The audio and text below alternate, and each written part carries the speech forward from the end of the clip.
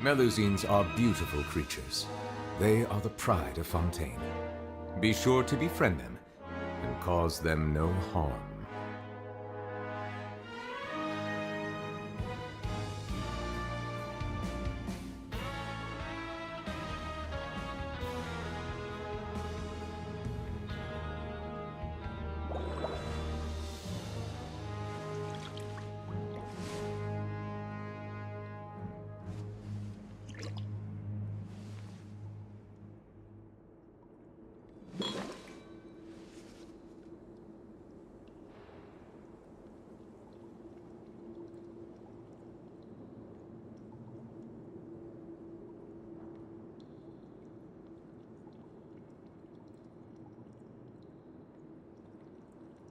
Water comes in many flavors to the discerning palate.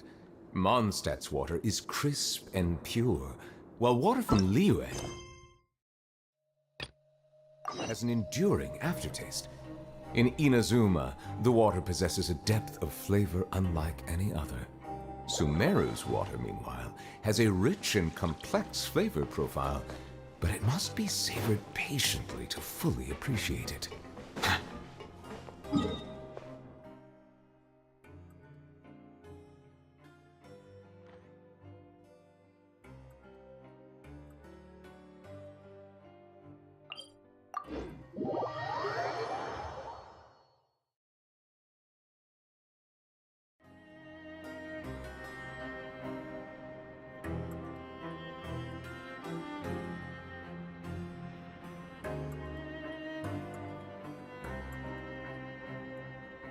I see the value in my own work, but I also see the meaning in all the endeavors of the people of Fontaine.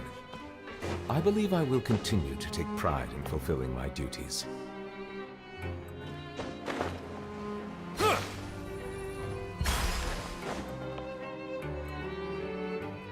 Hey, you over there? Yeah, you! Say, do you like playing card games? You know, like Genius Invocation TCG? You TCG players are like mint in the wild, literally sprouting up everywhere. Hey, come on now. What's wrong with finding fellow Invocation aficionados? Anyway, care to join me for a game? Alright. No pressure. But why would you be looking for people to play Genius Invocation in a place like this? Don't people usually come here to fight? Whether you're throwing down cards or throwing punches, it's all a competition, isn't it? It's all the same in my eyes. There are lots of card players here in the fortress. When I saw you, I immediately thought, hey, even outsiders from other nations play cards. So I came over to say hi. Sure. Great! Since you've been here longer than us, you need to flex your seniority a little bit, right? Maybe you could start by telling us newcomers some stories about this place. I thought you would have already heard everything by now. All right then, did you have anything specific in mind? Or do you want me to just pick a topic? Why don't you pick? We'll let you know if we've heard it already. All right. Have you heard any strange rumors since you've arrived? Then, did you know that there are some people who are always gossiping over in the corner?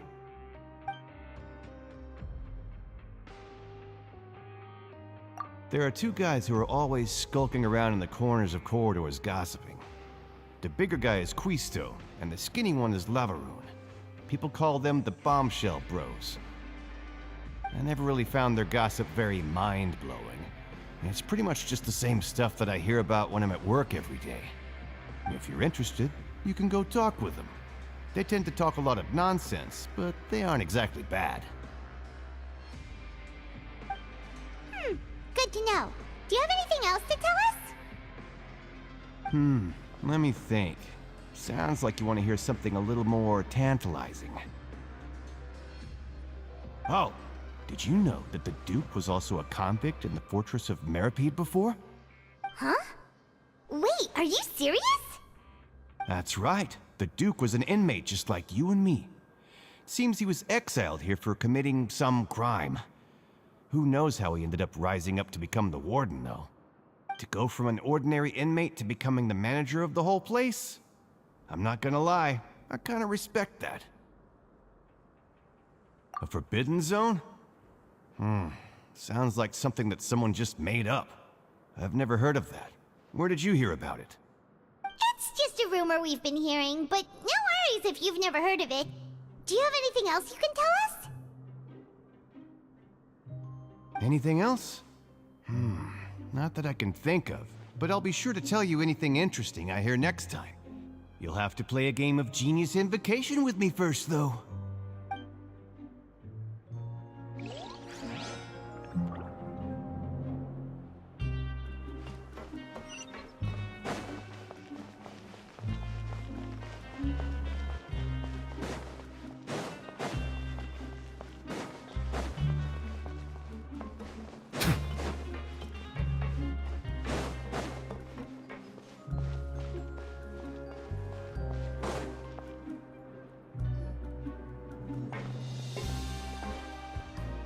There's a group of people over there. Let's go listen in. So I said, that's not a faucet. Hey, who are you two? Why'd you come over all of a sudden? Oh, sorry for eavesdropping. Sounds like you were talking about something private. What's the matter? They're just looking to join in on our fun, that's all. Hey, don't pretend like it's okay for them to just interrupt us like that. Yeah, fine. You're lucky we don't mind extroverts that much. You hear that, Quisto? What nice! Your expressions tell me you're looking to hear some juicy info, am I right? But before that, it just so happens that I know you two. Really? Are we that famous? You're kidding. How often does anyone get a personal tour led by His Grace himself? Practically everyone was talking about it. Word has it that you also caused quite the kerfuffle. A little mistake, huh? I like the way you put it. You see, people with a good attitude can join our group anytime, unlike some of the others here. Your group? I'm Quisto, and this is Lavaroon. People usually call us the Bombshell Bros, but don't worry, we're not playing with bombs or anything. It's just that our information is always so explosive, and we blow minds on the regular. So, you two really like to gossip? Whew, you sure know how to embellish. No, you don't get it. Knowing intelligence will make things better for you here. For example, knowing who's working with whom, who has the latest rumors, who's not getting along. Wouldn't you like to know all that? Whoa, all this info's worth something, you know? You should prove you're worthy of it. I don't mind him. Quisto's always this way. Just play nice and say something to massage his ego. The welfare meals. Talk about the welfare meals. Right. That meal we had yesterday was super delicious. Paimon can still taste it whenever she closes her eyes. Is that so? To tell you the truth, I've been helping out with making those welfare meals. I've been working as a kitchen assistant for about a month and a half now. Oh, so you're the one who made those delicious steaks. Amazing. You could be a professional chef. You are correct. I am a true professional. In fact, I even went to culinary school. But since you like my cooking, I guess that means we share similar tastes. Listen carefully. This little bombshell will help you learn what's really going on here in the fortress.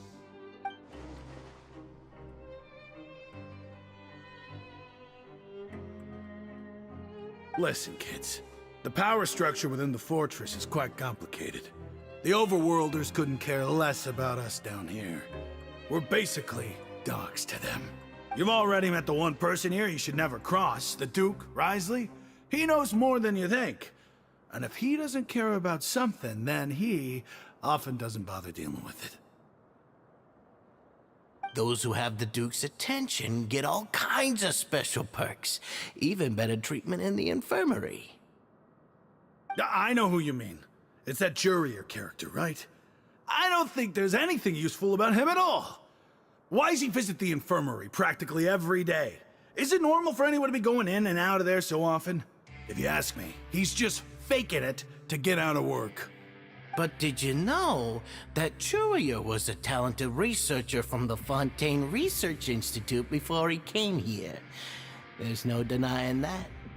I don't care if he was a researcher that could turn dirt into Mora. Once you're in the Fortress of Meripede, you're just another inmate like everybody else.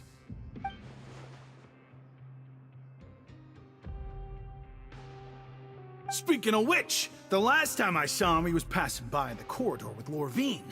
I also heard they started arguing in the library and got into a fight, right? Guess that's just how terrible of a guy he is. You mean he hit a woman?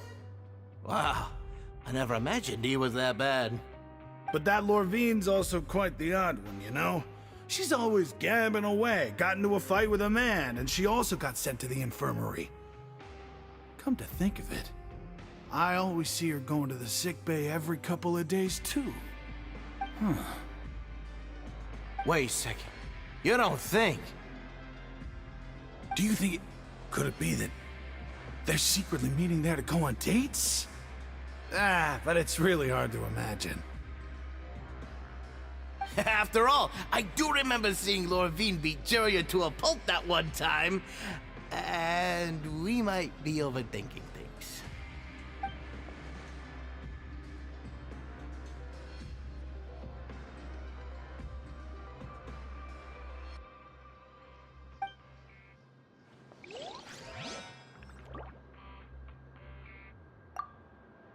Is it really all right for us to talk about people behind their backs like this? That's just how it goes. Good gossip is still gossip. Yeah, I guess you're right. But wait, we're not just gossiping. This is legit information we're discussing here, right?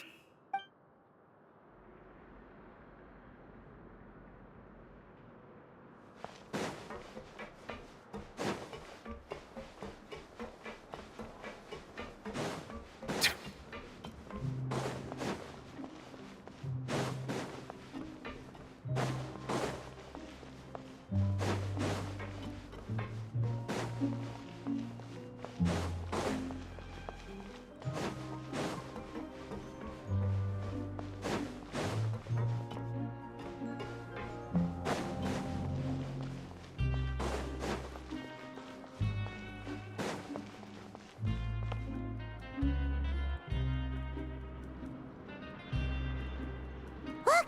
There are some people talking over there! Let's listen in on the conversation.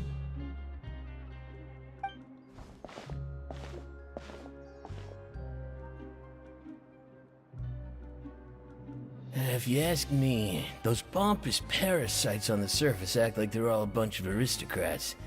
Do any of them give half a hoot about a bunch of dogs like us? Hey, speak for yourself, mate. I'm no dog. Oh, you think you're special or something? If you're here, then you're just a convict like the rest of us. I've heard that even if you're released after serving your sentence, going back to life on the surface ain't any better. Once a criminal, always a criminal. We're marked for life. I don't buy that. Hey, how cool would it be if the whole world was destroyed by a giant flood and everyone had to start over from nothing? What kind of filthy bilgewater are you spewing? I have family up there. You best shut your sewer hole with talk like that. Listen, things ain't so great on the surface, but who says that you have to leave? I've heard that you can still stay here and work even after you've served your sentence. Not bad if you ask me. Who wants to live in the ruddy overworld anyway? And what makes you think they'd want to hire someone like you? That's one of the great mysteries of the universe, how someone as useless as you is so confident. Whoa. Sounds like they're really unhappy about the overworld. Speaking of which, Paimon never heard anyone use the words overworld or underworld when we were living up there. Is it only something the inmates down here say? That's true. Okay, we've talked to just about everyone, and it's about time for us to go meet Linny. According to the card he left us, we should go meet him in the production zone.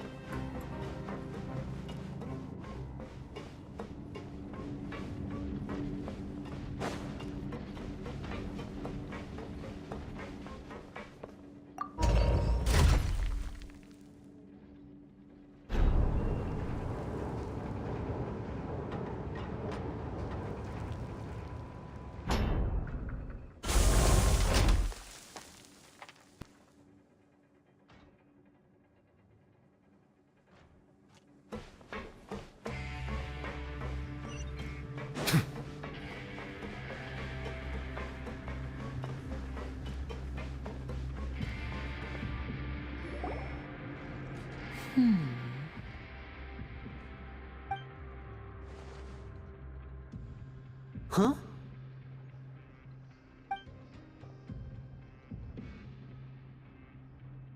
That look in your eyes. You found something?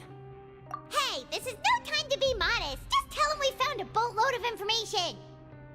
Oh, as expected of the legendary duo, you have my full and undivided attention. Huh. I'd have never guessed that myself. The rumors swirling about this place are unreliable after all, and Master Child probably went missing because he found a way out. He is a harbinger after all. I suppose he's much more resourceful than I initially gave him credit for.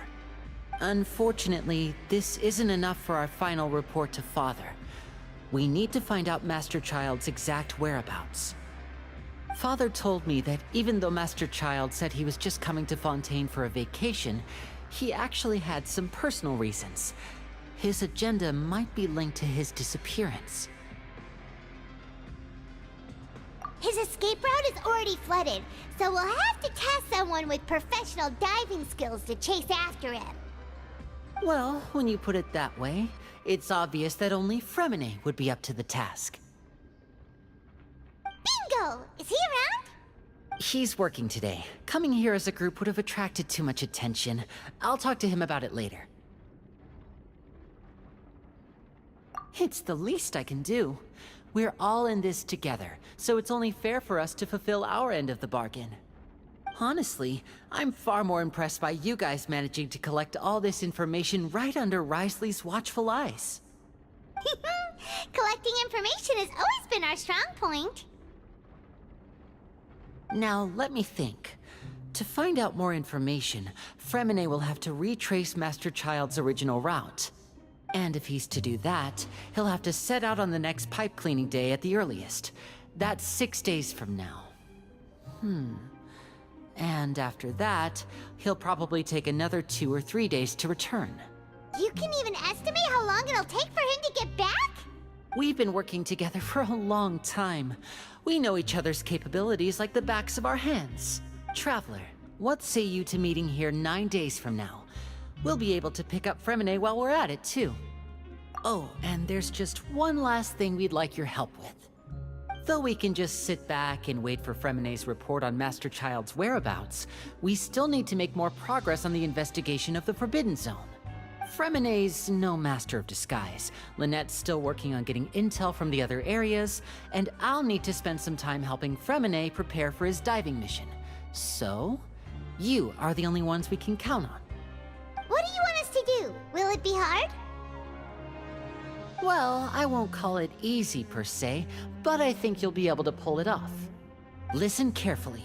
You'll need to find an excuse to get into the infirmary and investigate the room and environs.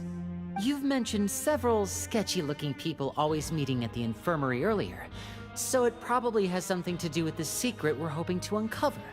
You've already met the head nurse, so she'll be less suspicious of you. Investigate the internal structure of the infirmary and any active dealings within, and pass those on to me alongside anything else you're able to discover. But also, there's no need to take risks. Don't forget, safety always comes first. No, when it comes to intelligence gathering, I'd never consider you to be an amateur. Didn't you say it yourself? It's always been your strong suit. I'll believe anything as long as it comes from you. So, please prove your prowess to me once again. All right, then we'll head out as soon as we finish our prep. Let's go our separate ways for now then. Don't forget, we meet here again in 9 days. Stay safe.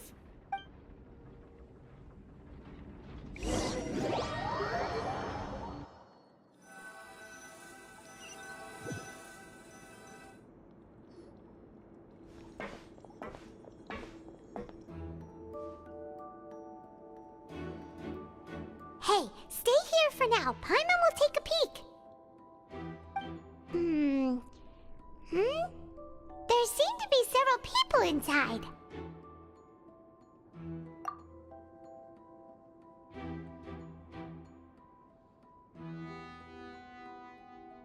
Right. It's not impossible. So...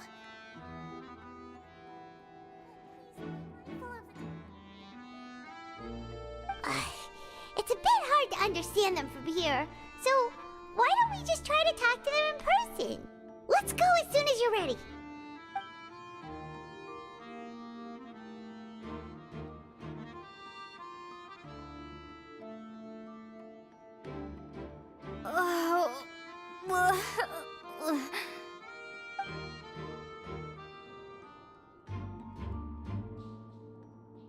Someone, please help! She's sick!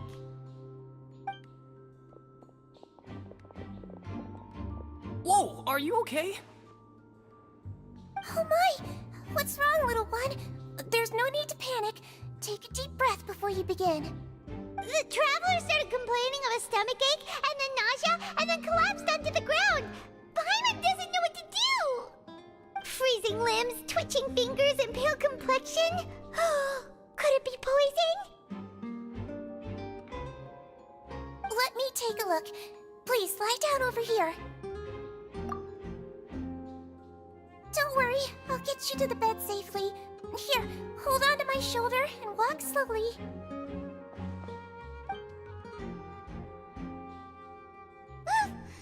You can do it, Traveler! Don't apologize. You're sick after all. Now, please relax. I'm just going to do a preliminary checkup on you.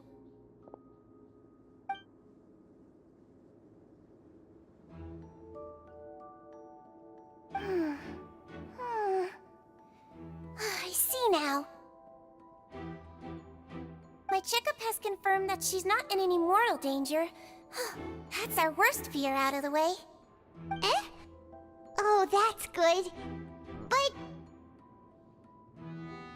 I'll continue my diagnosis of the patient now. Please, relax and take a deep breath.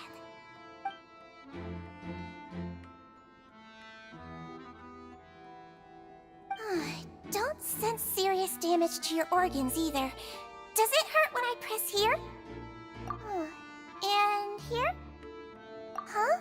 But based on my initial checkup, there shouldn't be a problem here. How strange.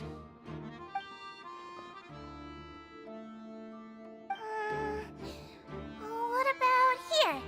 Does this hurt? Oh. I understand. So that's what it is. I think you just ate something that disagreed with you. That's all. Nothing too serious. Outside of a pretty bad stomachache when it decides to act up. So that's what it is. Thank goodness it's not anything more serious. And there have been other inmates complaining about the food recently. I'll inform our head chef, Mr. Woolsey, of this problem as soon as possible. Congratulations! The health risk is incredibly low, so you should recover within a couple days. Why don't you take a rest here while I go get some medicine for you? Miss Levine, I'll have to trouble you to help me look after this new patient while I'm gone. Very well. And she hopped away, just like that.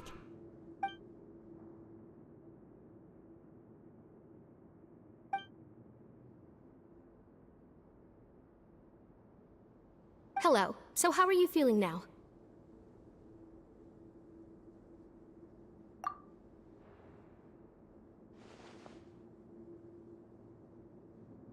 Her stomach ache's really bad. She was stumbling about the whole way here, so Paimon's really worried. If Miss Sijuin says it's not a serious problem, then there's no need to worry. She's the best medic we've got down here. But it also looks like she's the only medic you've got down here. Well, that's true. What do you mean, that's true? That's really misrepresenting the situation. Of course I can't speak for the whole fortress, but it's not like everyone imprisoned here is useless, you know? Though they may have committed crimes and gotten locked up here as a result, they still know a thing or two about medicine, and they help Miss Sijuin take care of the sick and injured. Yeah, you're right. But did you have to lecture me about it in front of another patient? Aren't you a patient too? Where did all your energy come from? That's correct. Sorry, I got a bit ahead of myself. Are you two also sick? We've been sick a while. I come back every once in a while for checkups, and to pick up the medicines Miss Siegeween prescribes for us. That's just the nature of chronic illnesses. As for her... you could say she fancies herself as Miss Siegeween's capable helper because she learned a bit of medical knowledge ages ago. Please watch your mouth, Mr. Jurier. Don't forget that you are the primary reason I have frequent heart palpitations. Hey, don't start arguing now! Please, keep it civil at least!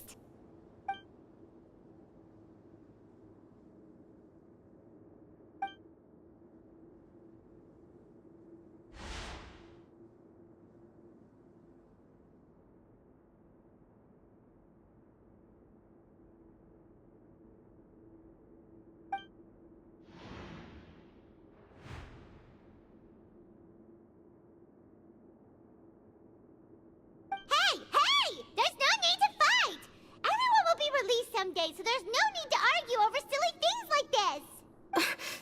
But... Release.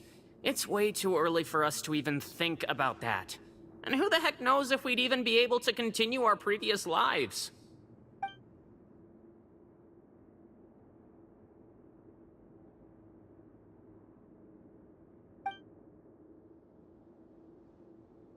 Please allow me to end this boring and useless conversation.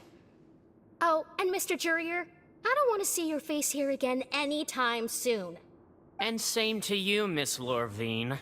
Anyway, that was more than enough rest for me, so I'm going to get out of this excessively noisy place. See you later, everyone. He just slowly walked off like that? That's just what he's like. I'm sorry you had to see all of that. I'm Lorvine. And that's... Well, his name is Jurier, but I hope you'll never have cause to remember his name. You really can't stand him, huh? I mean, can you blame me? Who would like someone who's as arrogant and obsessed with weird research topics as he is? But there's no need to keep dwelling on him.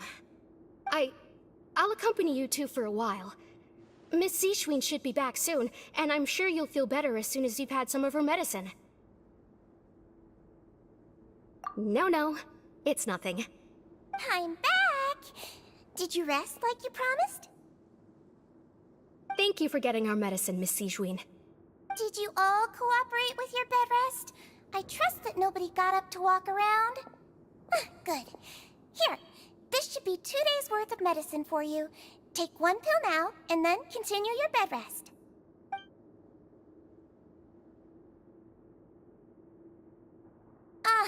Miss Lorvine, I left in a bit of a hurry just now. Do you still remember if we discussed the color of the pill that you should be taking today? I remember. You said it should be yellow. Yellow, huh? I understand. These are yours. Please, make sure to go to bed early after taking them tonight.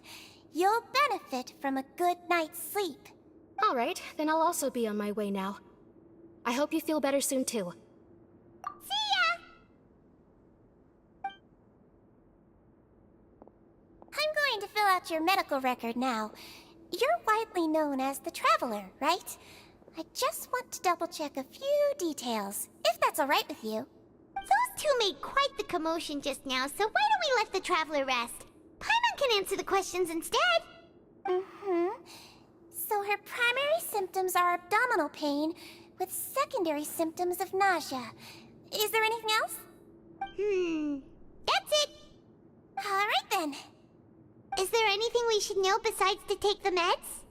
No, her base constitution is quite good, so I'm sure she'll recover quite quickly after taking the medicine.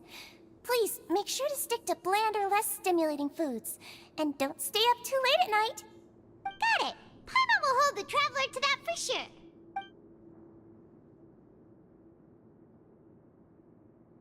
Oh, you're going to take a nap already? Okay then, you get some rest.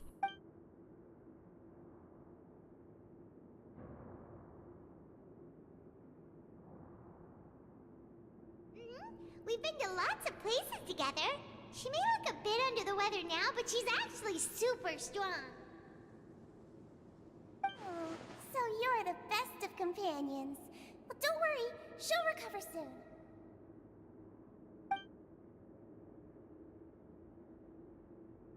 Ah, you're awake. How do you feel?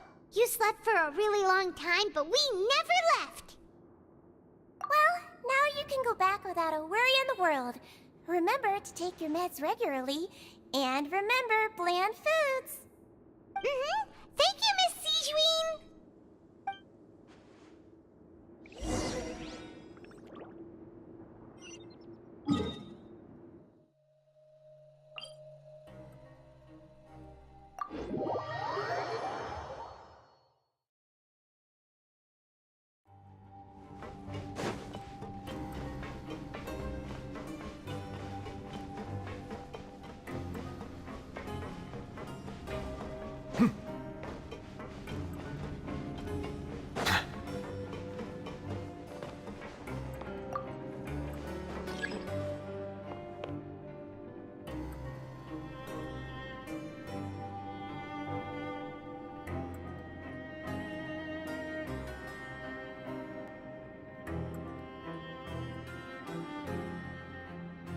Melusines are beautiful creatures. They are the pride of Fontaine. Be sure to befriend them and cause them no harm.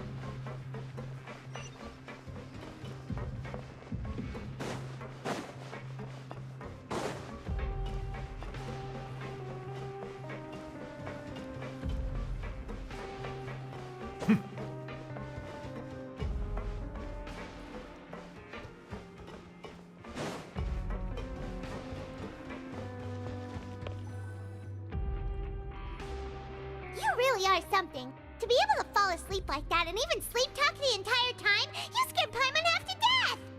No, but you kept mumbling things along the lines of, Pyron, don't take my grilled fish, and put down the Adeptus Temptation now! Paimon talked with Siegeween the entire time you were asleep. She seems like she's just a sincere nurse, and Paimon didn't notice anything unusual in the room. Are you sure we're not going off track with the infirmary?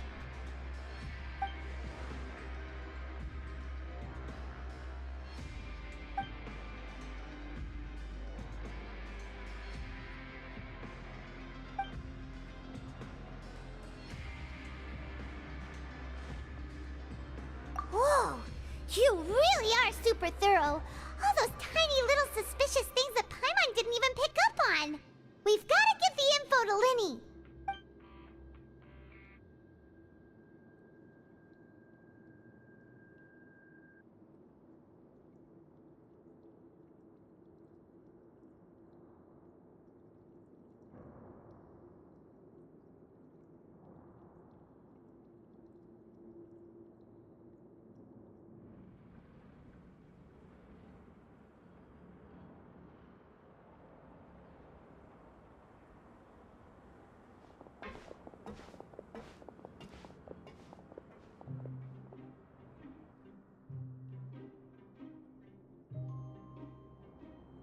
Today's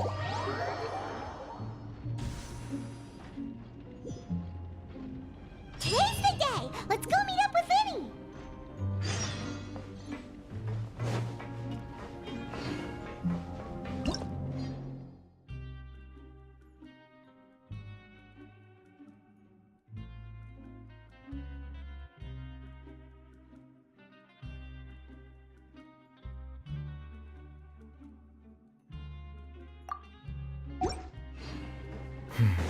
It's...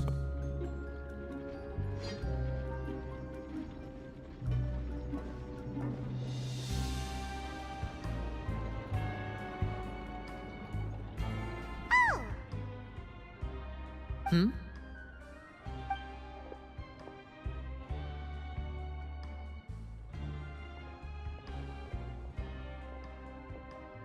Did you two run into any trouble over the past few days? No, we just worked our shifts according to the schedule.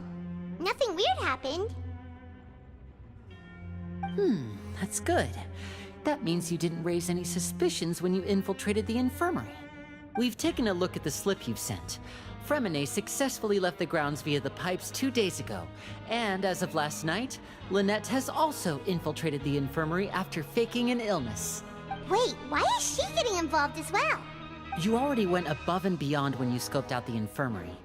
To put it more bluntly, even if we were to view that as something you did in exchange for Fremine's help, you've already done more than enough. Infiltrating a guarded stronghold is a different kind of job from a one-off investigation. We want to avoid using the same faces over and over and reduce the amount of suspicion that will fall on any given person. Lynette also felt like you have already taken the first step for us, so she should be the one to finish the job. So that's what Lynette thinks. Oh, Paimon hopes everything's going well for her. Then, let's go check on Lynette before Fremine returns. If everything went well, then she should be wrapping up her investigation right about now. Is now really a good time to go over?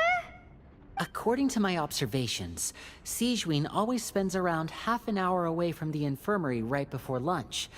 Lynette knows this as well, so this should be a good time to meet up with her. Also, I'm her brother, remember? It's only natural for an older brother to care about his younger sister's well-being. Okay, then let's head over right away!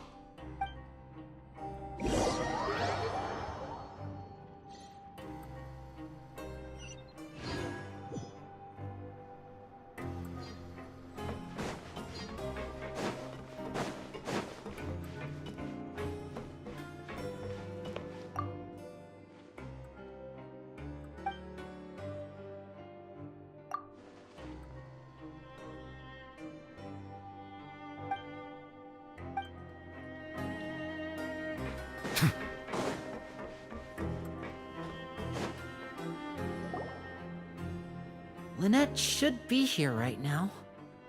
Huh. Strange. Lynette?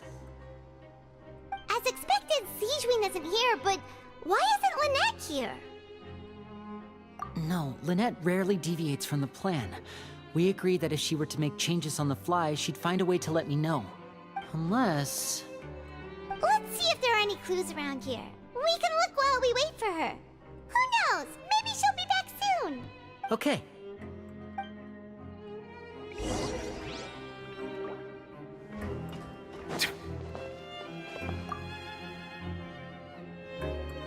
There are some books here and a few files. They all look like medical records. Advanced nursing, how to raise the spirit of your patients, a quick guide to the psychology of emotions, and the meaning of laughter. These sure are some interesting books. Who knew Sigewinne would be interested in these kinds of things? She even has books on understanding people's motivations and feelings. Is it because she's a Melusine? Or does she have a need to understand her patient's emotional state? Seems quite normal to me. These are skills that would come in handy for a nurse from time to time.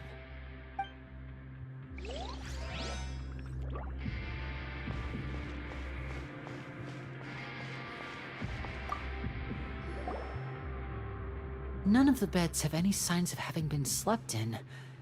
Except that one over there. That's the one Lynette must have used, right? You said she was pretending to be sick. She would have said her migraine was having a particularly bad flare-up. Generally speaking, the head nurse would then ask her to lie down and rest while she left to retrieve the medication. Which means either the head nurse didn't return the entire time from when Lynette laid down up until she left the bed, or the nurse intentionally left it this way.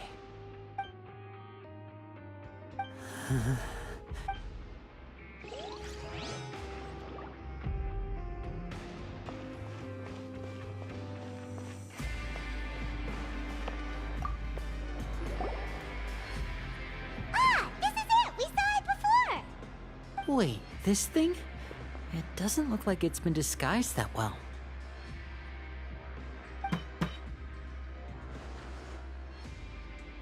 The space behind it is empty. From its size, I don't think it's an entrance that is meant to be taken apart. There's probably a mechanism around here somewhere. Could Lynette have tried to get inside? But if that's the case, she would have contacted me for sure. Let's look around here for some more clues. Don't panic, just take another look.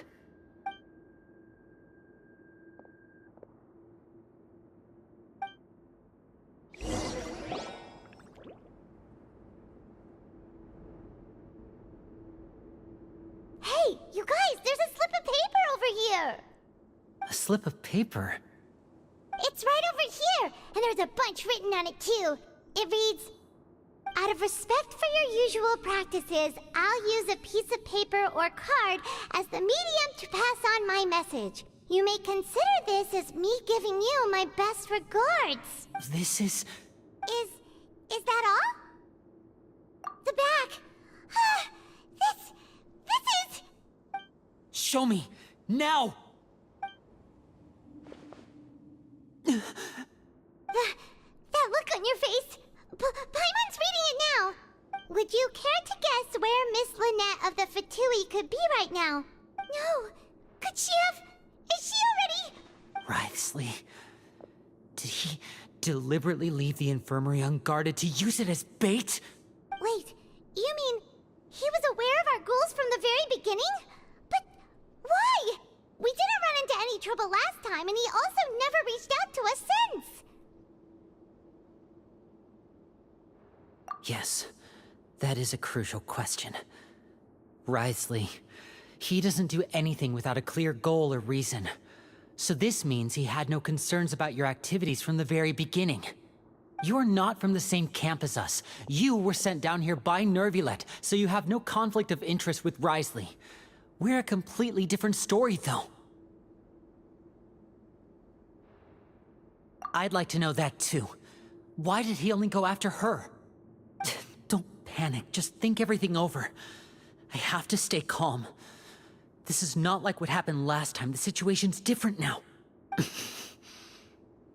Wait, you're right. Wait, but that means the fact that Fremine was able to leave the grounds. Could Wriothesley have let him go as well? But what does he gain by letting Fremine leave like that?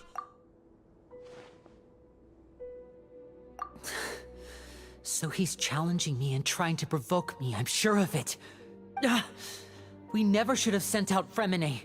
We had to go through all that trouble to find an opening to sneak him around the guards and into the pipe, and we even thought luck was on our side.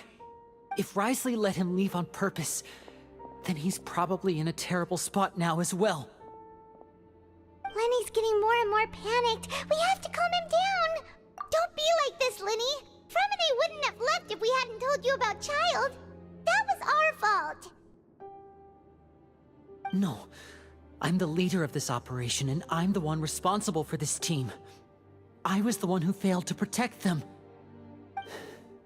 I'll go talk to Wriothesley. Hey, don't be reckless! Traveler, please talk some sense into him. I simply cannot allow Lynette to be abducted again. I have to go. I'll find a way to get them back! He's rushed out the door! After him!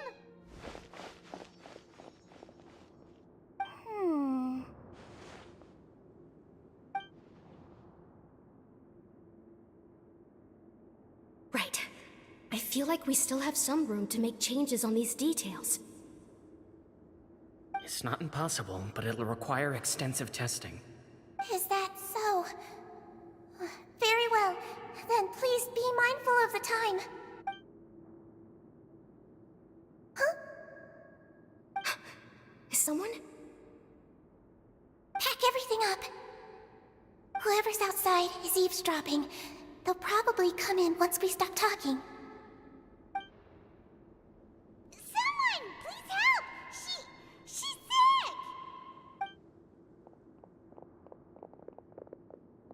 Whoa, are you okay? These two. As expected, they've already found this place. Oh, they are quite sharp. What a delightful turn of events. I like smart people, but I also like playing dumb. I like the feeling of being trusted. Oh my! What's wrong, little one? There's no need to panic. Take a deep breath before you begin.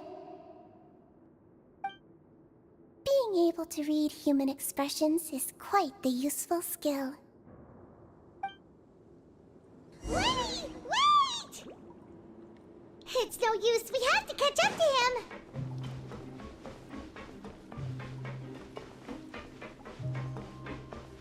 He's already out of sight. How is he so fast? Let's go head him off at Risley's office.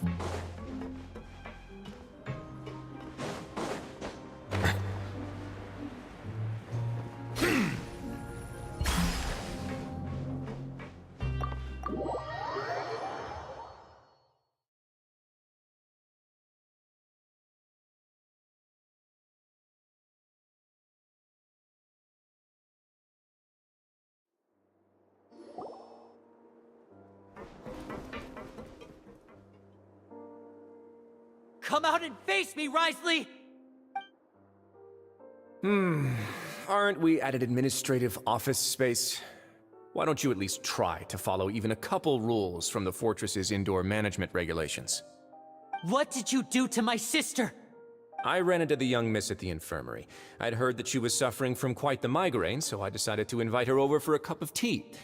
I do have some teas in my collection that can work wonders against such an illness. Stop joking around! Where did you take my siblings? I have also heard that your performances are quite the spectacle. Miss Lynette would sometimes enter a box filled with water, only to emerge the next second from another place altogether. Maybe she'll appear behind you right now if you were to turn your head. Is he trying to trick me into turning my head?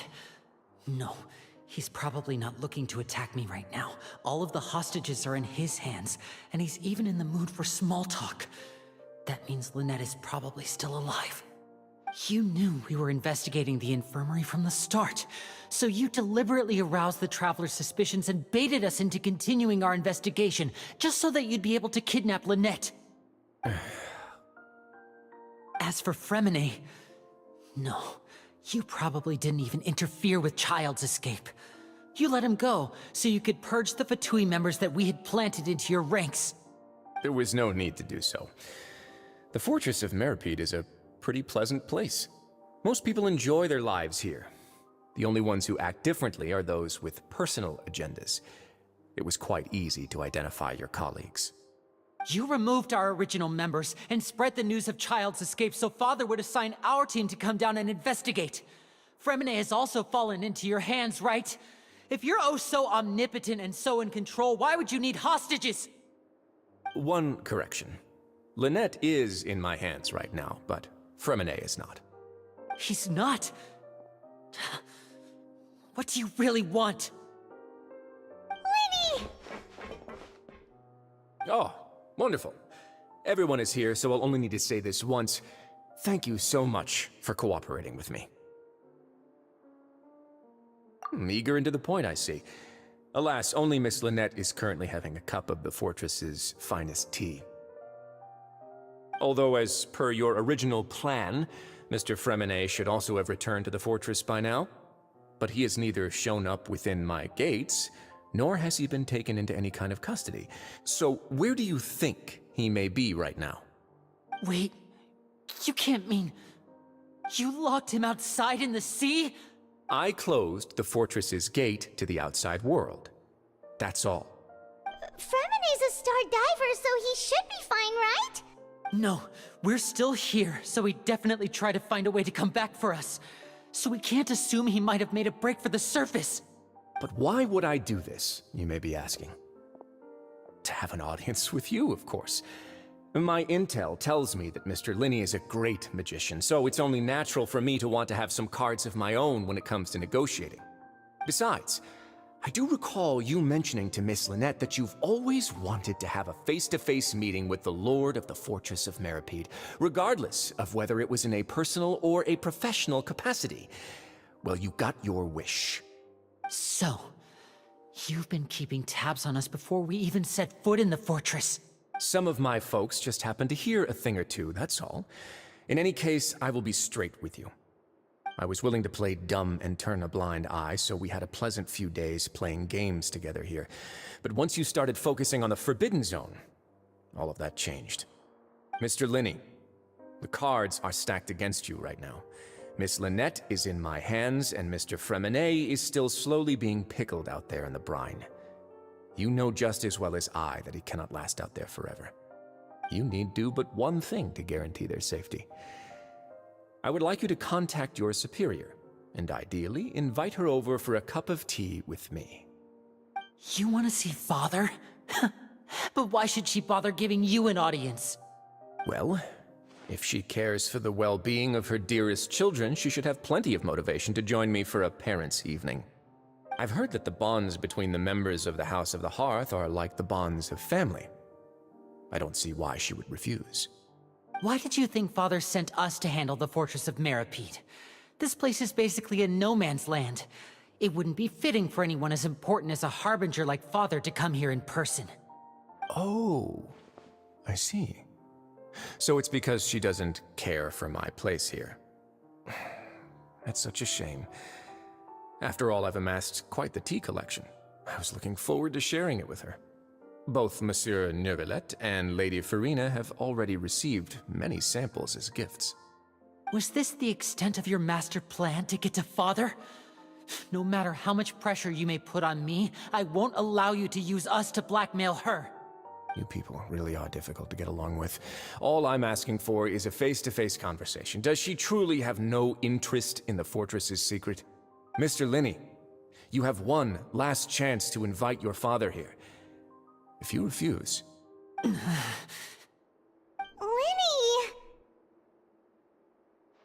Instead of asking why I'm doing this, why don't you try to see things from my perspective for a second?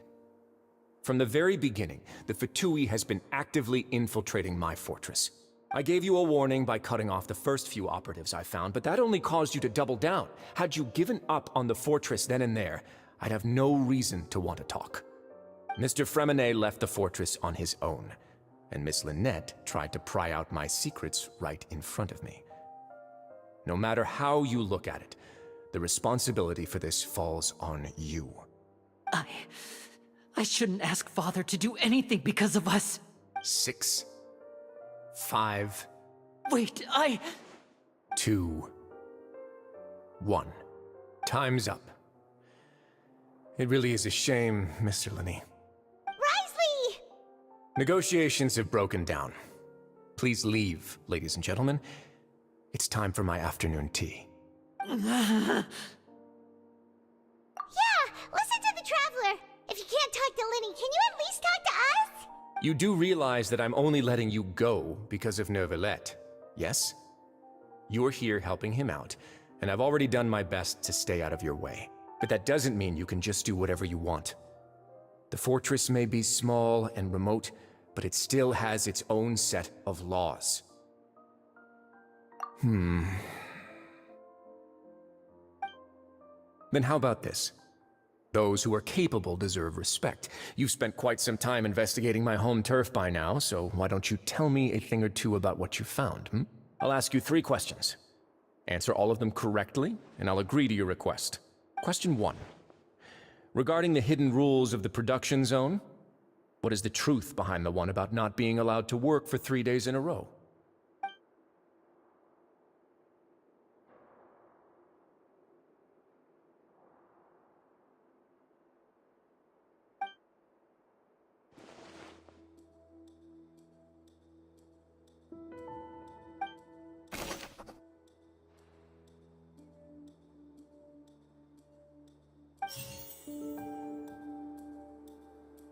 I've been told that the infirmary is always empty for the half hour just before The Fonta promoter has been struggling because he doesn't recognize the real value of coupons. Meanwhile, the Duke believes that only idiots who don't understand the value of coupons would spend them on Fonta.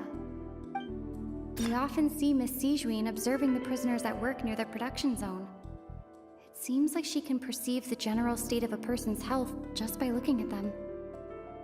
Fonta's internal reports suggest that they're starting a new trial of an unnamed and unpackaged product. But the product has to undergo a trial because even Fonta's own employees have a lot of reservations about it. The research note said that the Melusine race perceives the world very differently from humans. Because of that, the Melusines have also developed a sense of aesthetics that appear rather strange and alien to humans. According to Collins, the Pancration tournament only took place because the Fonta company sponsored it. The company must want a return on their investment as well.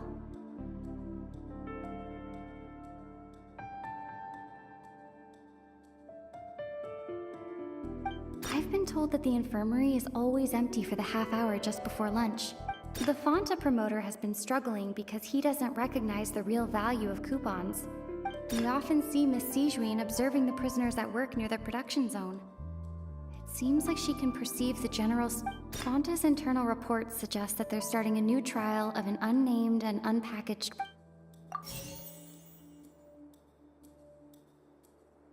I've been told that the infirmary is always empty for the half hour just before lunch. But what could Sijuin be doing during that time? The Fonta promoter has been struggling because he doesn't recognize the real value. We often see Miss Sijuin observing the prisoners at... Fonta's internal reports suggest that they're starting a new trial of an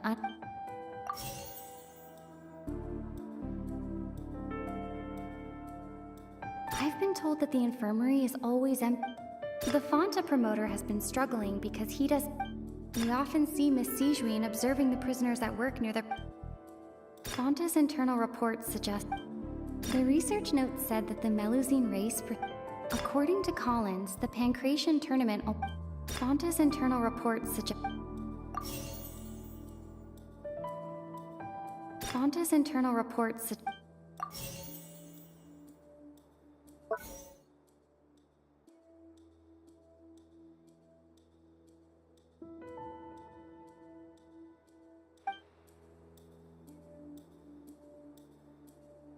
Fonta's internal reports suggest...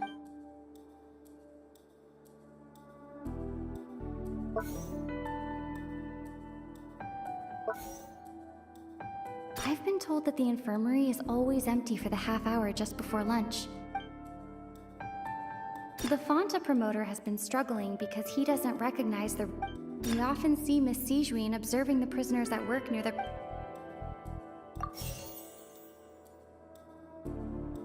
The research note said that the Melusine race perceives the world very differently from humans.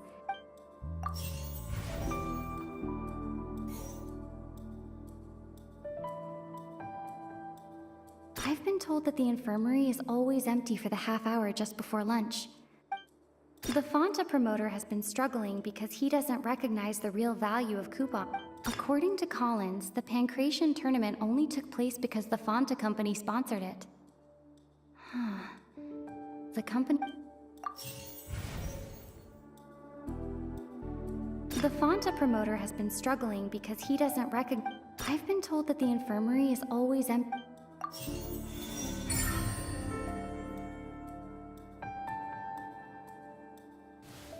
So that's what's going on. Paimon understands it now. Who would have guessed? The hidden rule of the production zone. People are not supposed to work 3 days in a row, and if they do, they'll get strange meat in their welfare meal.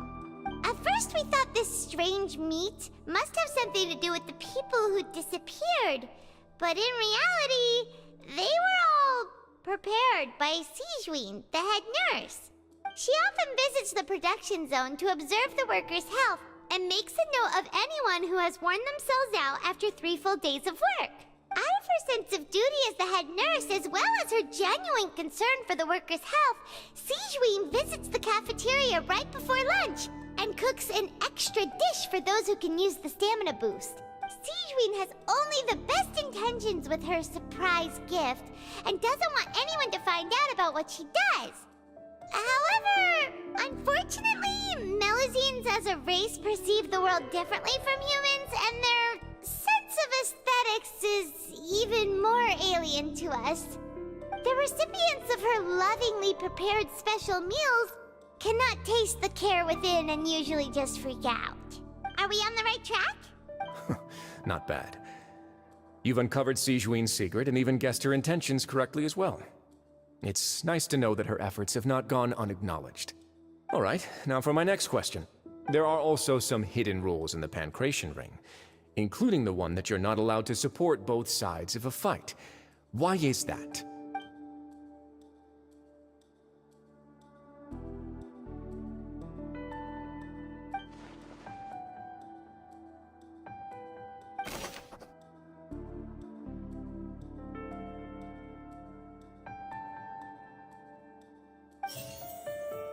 I've been told that the infirmary is always empty for the Fonta's internal reports suggest that they're starting a new trial of an We often see Miss Sijuin observing the Fonta promoter has been struggling because he doesn't recognize the real value of coupons. Meanwhile, the research note said that the Melusine race, according to Collins, the Pancration tournament only took place because the Fonta company sponsored it. The Fonta promoter has been struggling because he does.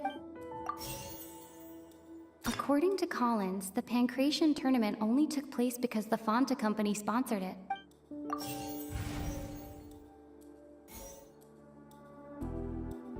We often see Miss Sijuin observing the Fonta promoter has been struggling because he does. According to Collins, the Pancration tournament only took place because the Fonta company sponsored it. The Fonta promoter has been struggling because he doesn't recognize.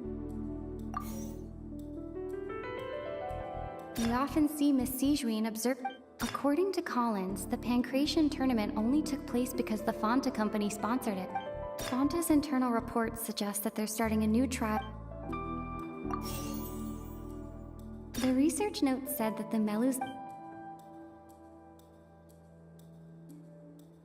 Fonta promoter has been struggling because we often see Miss Sijuin observing. I've been told that the infirmary is all.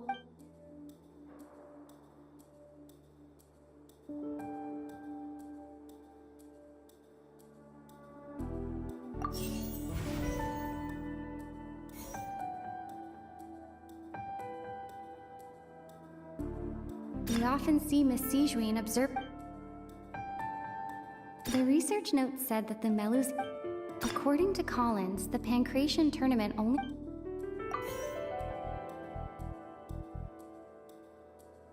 The Fonta promoter has been struggling.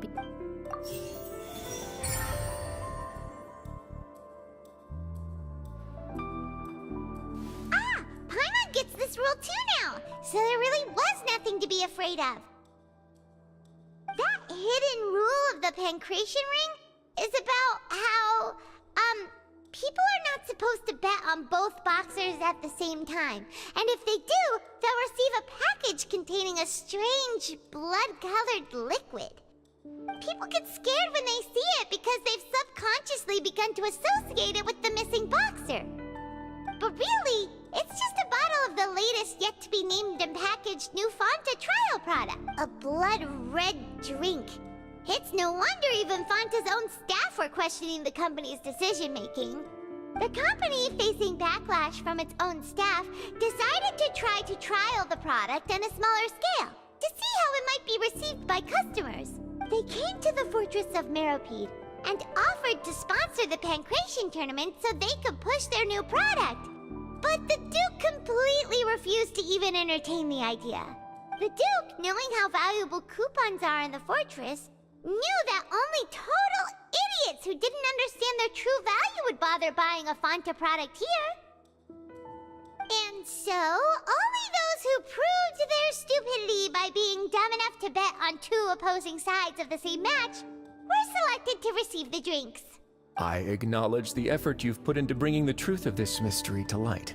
Although, based on your description, that Fanta promoter is a bit too careless with his words. I may just reconsider my collaboration with the company. Alright, and here's the final question. What's the secret behind our head nurse and all of her patients in the infirmary?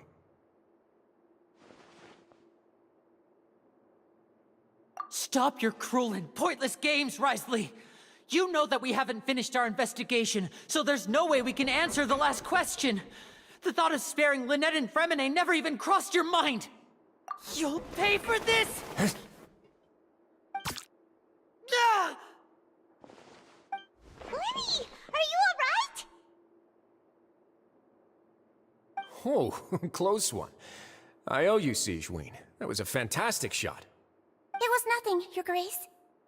Sigewinne?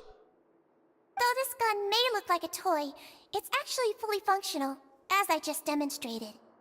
Sigewinne... You... Not at all. I am merely a resident of the fortress, and thus protecting it is my duty. When Monsieur Nervulette asked me to come here, he told me that my job would be to take care of the well-being of everyone here. I am merely discharging my duties. But if you mean what you just said, then isn't Linny someone you should be looking after as well? Isn't he a resident here just like the rest of us? But I really am just doing what Monsieur Nervulette told me to do. Everything I did, I've done to protect them. Had I not, they would be in far more dire straits right now. His Grace knows it too, right? Your Grace? Mind proving my innocence to them? My dear Sigewinne, whatever shall I do with you? Would it have killed you to just wait another minute or two? Well, it's nearly time after all. The way you do things can be truly frustrating sometimes, Your Grace. I figured I should try to talk some sense into you. What are you talking about? What time? Take me if you want. Let them go. How touching. Can you just give me one more minute? Don't be like that, Your Grace. All right, everyone, calm down. 2 more visitors will be arriving any time now. I'll go get a cup of tea. Miss Sigewinne, I leave Miss Lynette in your care. You... What are you doing? I believe I hear footsteps.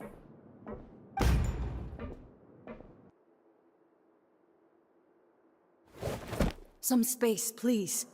Ah, Miss Clarande. My door. Fremine... Fremine... What's going on? What is Clarande doing here? Work. I'm sorry about shooting you, Mr. Linney. The tranquilizing effect will begin to wear off soon. Please take it easy in the meantime, though. What happened to Fremine? Wasn't he diving just outside of the fortress? Why is he looking like this?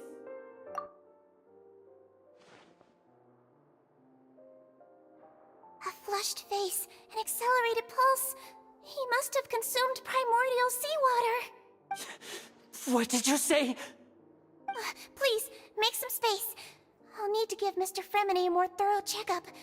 Your Grace, I'll leave the rest to you. I'll talk to Clarande while you get Fremine to where he needs to be. Everything else can wait.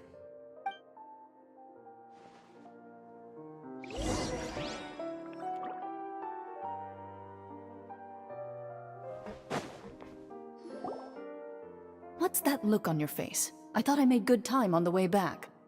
Oh, I'm just admiring your punctuality. Had you arrived just a few minutes later, Sigewinne may have been forced to shoot Mr. Linney again. How's the situation out there? The water has changed. It's pretty much as expected. The concentration of primordial seawater has increased significantly. I was only out there a short time, so it wasn't too bad. But if one were to stay for any significant amount of time... well, you can see how that boy's doing. Where was he when you found him? The abandoned zone at the end of the pipes. A good distance into the water. Closer than I thought. He must have recognized it early on and tried desperately to swim back. Locking the door was necessary. I don't think we could have saved two. Well, I did try to convince him that I had my reasons. Never seems to work, though. It would probably work on Neuvillette. He has a knack for picking out who had good intentions, even when the outcomes were all terrible. It's a bad sign if you're having to plead your case to Neuvillette. Want some tea? Not particularly. If you want to drink some that badly, just say so. Fine, I'd like to get some tea. Want me to get you a cup too, since I've already made it? Might as well then, I suppose. Actually, do you have a towel? I would like to dry my hair.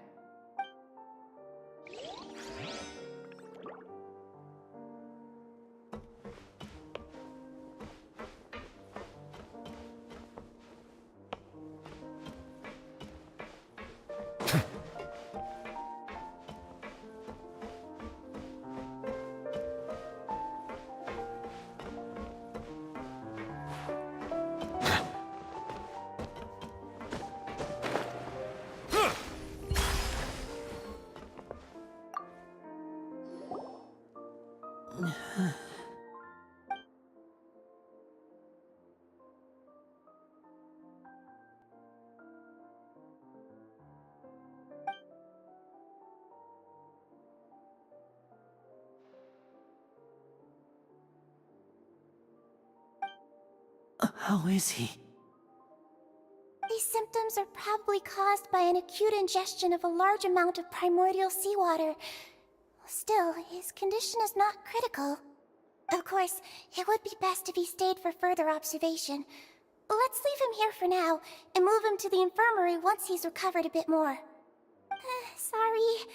I am aware that the infirmary may not be your favorite place in the world at the moment. We do only have a single clinic in the fortress, however. Why would he ingest a large amount of primordial seawater after leaving the fortress? How could that possibly happen? Please, look after Mr. Fremine for the moment. I'll go fetch some medicine and a respirator. Oh, I'll bring Miss Lynette back with me. Where is she? How is she right now? Oh, she just took a nap in an empty room after I tranquilized her. If my calculations are correct, she should also be waking up right around now. You might not believe me, but His Grace and I actually made some snacks and tea for her.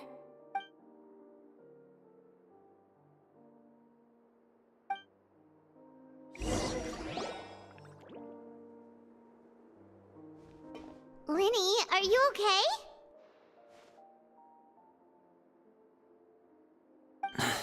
I'll be fine.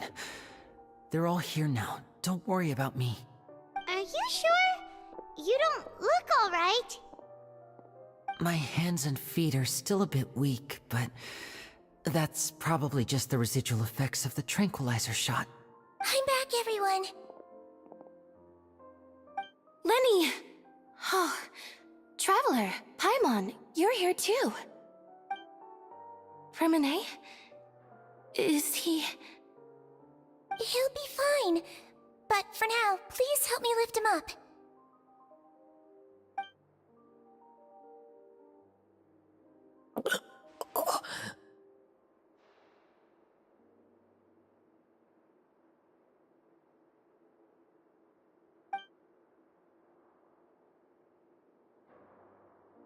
His breathing's beginning to slow down. Give me a hand and help me get him to the infirmary.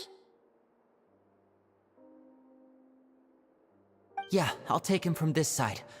Lynette, together? On it. Traveler, you seem pretty worried about him. Want to come with us?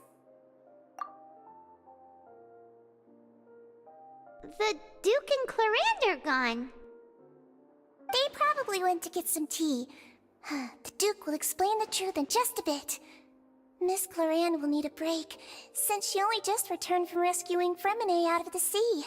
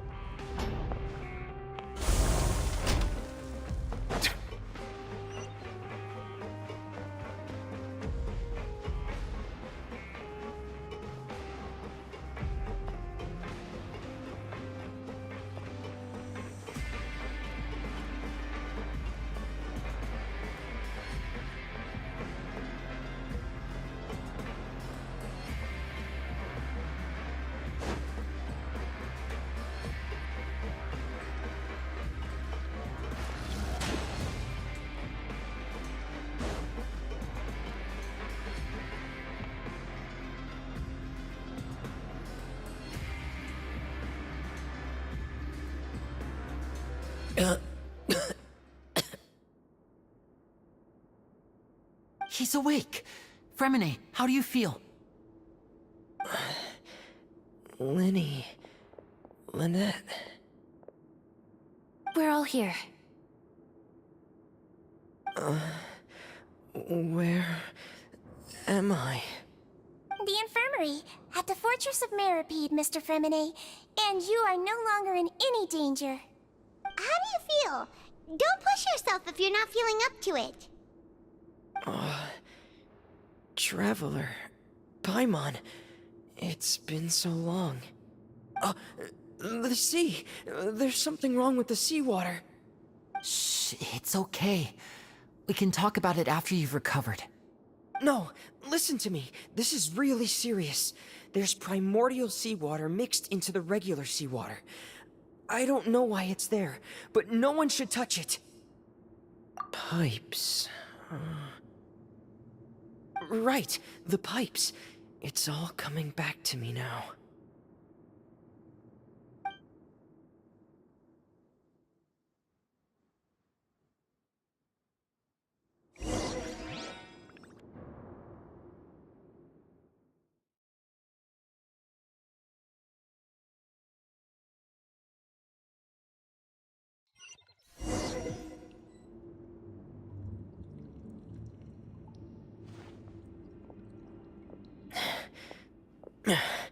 I'm in. Seems like this pipe hasn't been used in a long time. It looks abandoned.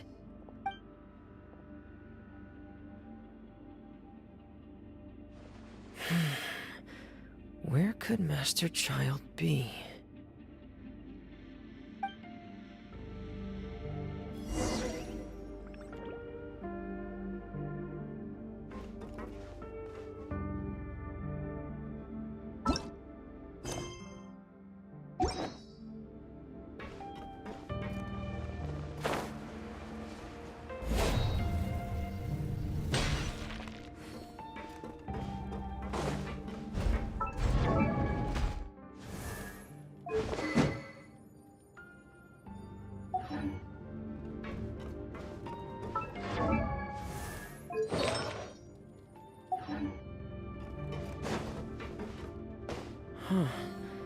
This mechanism looks like it's been tampered with.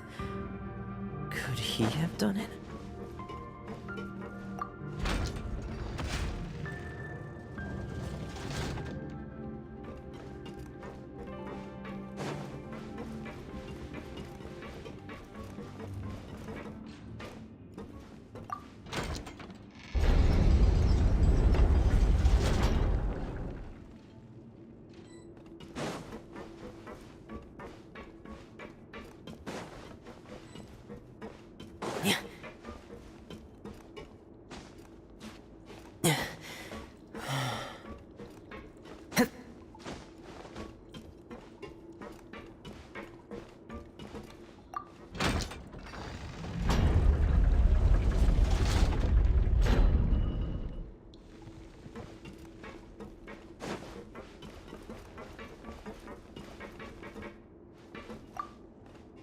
It's getting stuck on something. Seems like I'll have to avoid those obstacles while I turn it.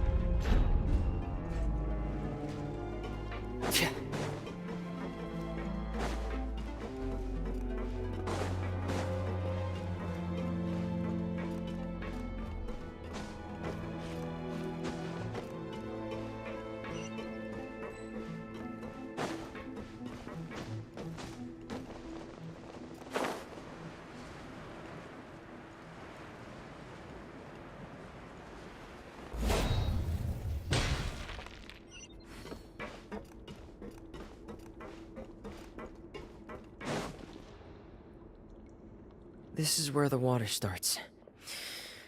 Okay. Master Child probably dived into the water. I'll go take a look as well.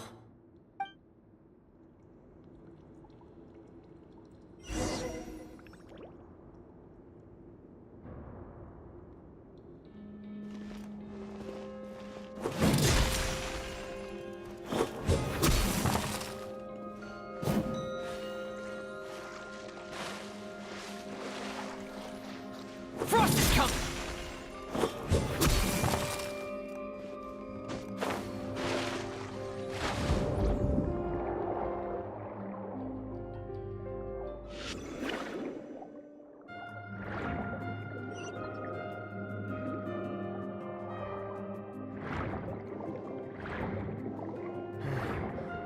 The vegetation here is a bit more sparse.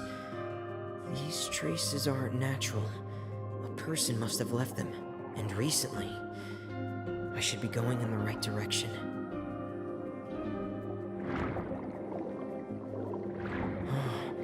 There are traces here too. I need to keep going. Huh? The traces are gone. But I don't see where he could have gone from here. Wait, what the?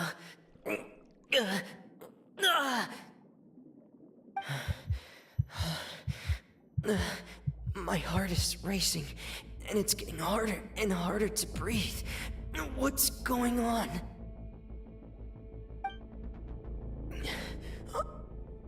No good. I have to get back. They still don't know anything about what's going on.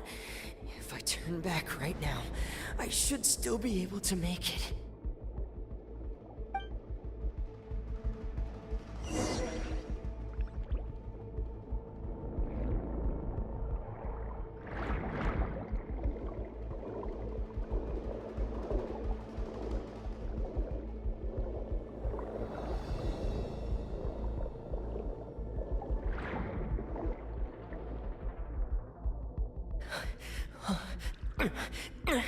I can't die here.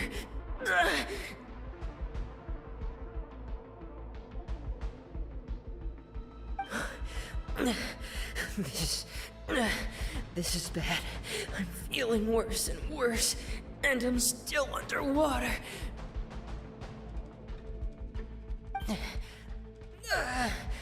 I have to push on.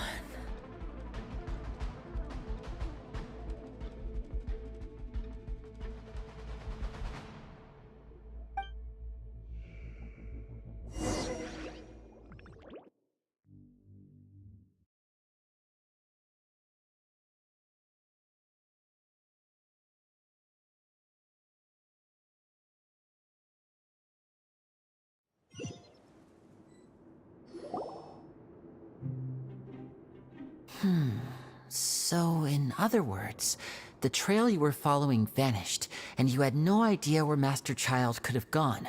But there was also no obvious place for him to have disappeared to. That's right. I tried my best to swim back, but I had already put some distance between myself and the fortress, and I just couldn't find the strength to keep going. I probably passed out some time after that, and you know the rest. Miss Clarand brought you back, but we also don't know why she just suddenly appeared at the fortress, or why she went out to save you. Miss Clarand, you say? I must go thank her in person. You're still too weak for Monet. You can go after you've had some more rest. Miss Lynette is right. I believe Miss Clarand will stay here as a guest for another few days, so there's no need to hurry. A guest? Then I can assume Risley was the one who invited her to come down here?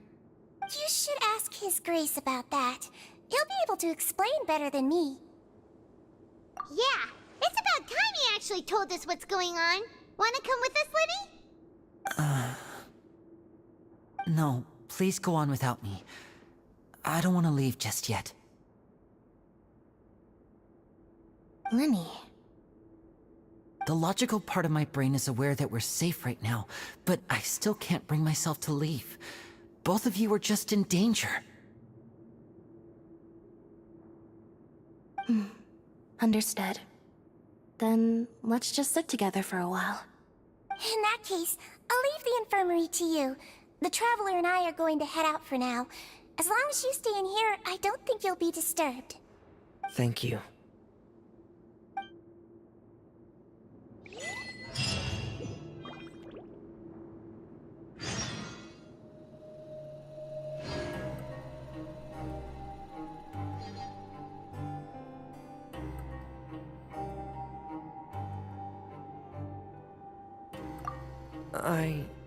I'm so sorry, Lenny. I'm also really sorry, Lenny. I should have been more careful. Don't say that. It was all my fault. I was the one who should have been more careful. You two were nearly... If I was stronger, maybe I would have already found Master Child. No, how can you say that? Huh? I'm sorry. What I'm hearing is, we all dropped the ball at some point during the mission, so the responsibility falls on all of us. Isn't that right? Yeah, that's right. It's on all of us. Lenny, we understand that you're worried about us, but we're worried about you as well. Please don't blame yourself. We want you to keep your spirits up. Yeah.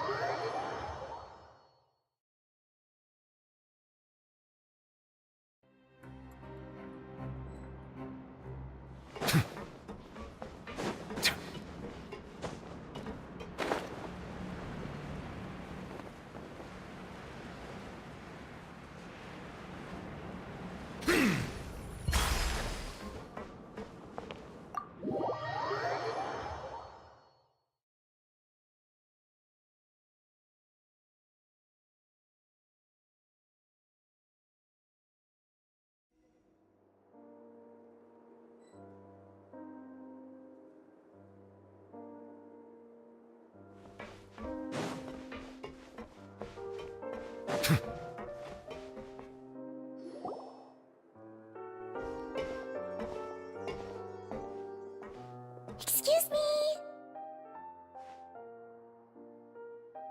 I take it Mr. Fremonet's condition has stabilized? Of course! I wouldn't have left the infirmary otherwise.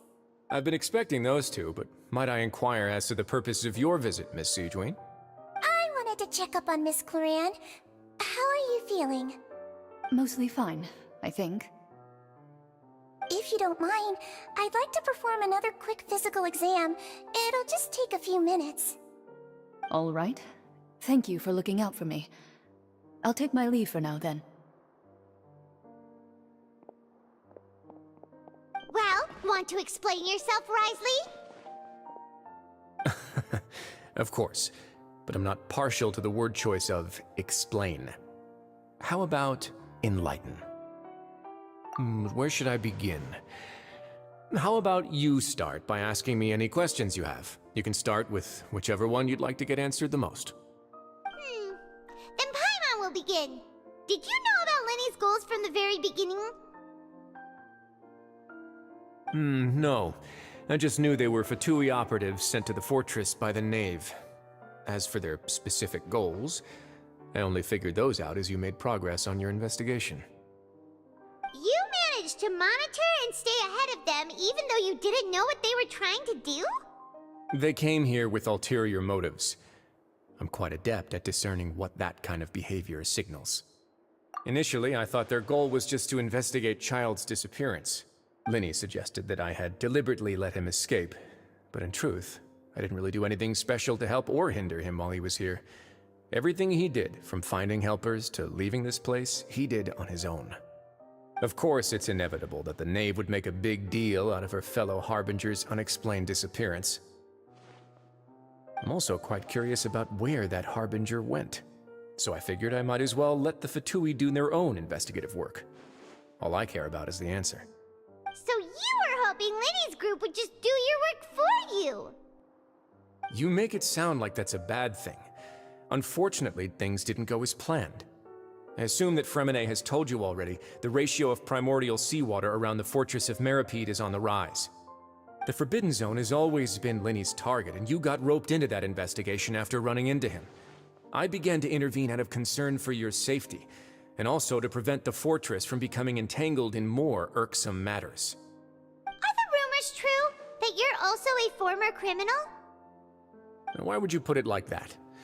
Isn't staying here all day and serving as the manager of the fortress a kind of sentence unto itself? Another form of prison? I just happen to have some support from the rest of the inmates. That's all.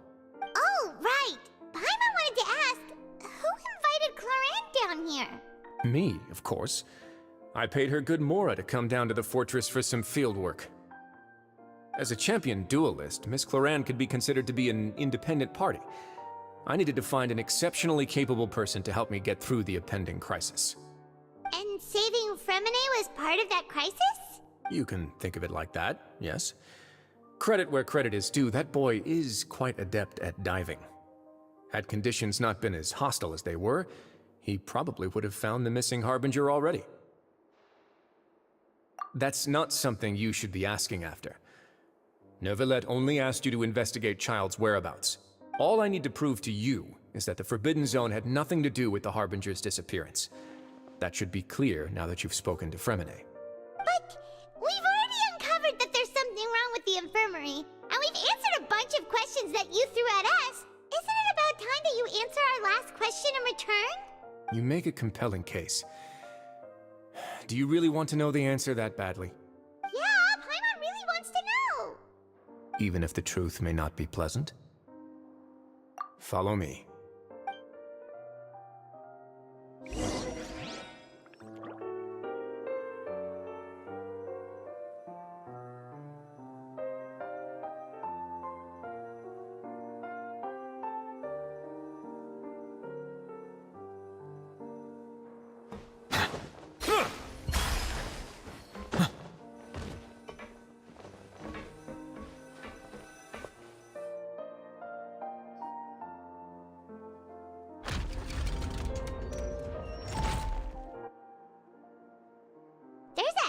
Door here? And a whole basement behind it? Huh. You're pretty good at hiding stuff, Risley. It seems you've forgotten just what kind of place the Fortress of Meripede is.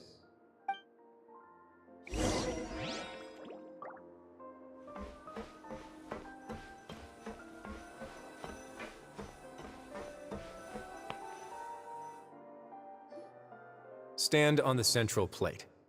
Wait, is there a secret mechanism or... Whoa!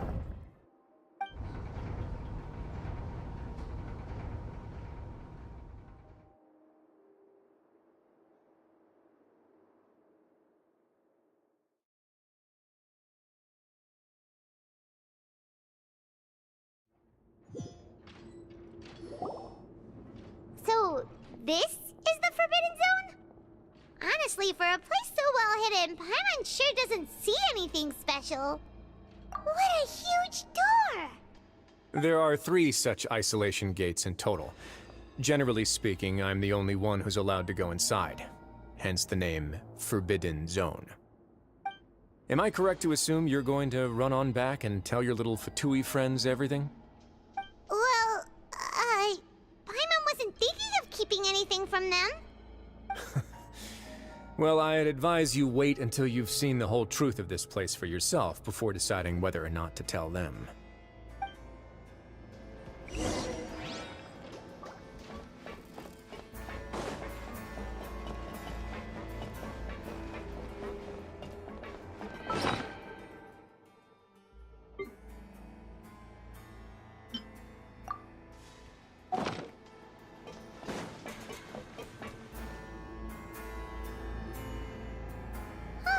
So there's a switch on the side.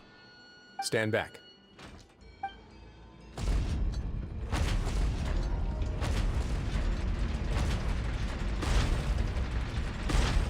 Whoa! They all just went up one by one. Go on, have a look.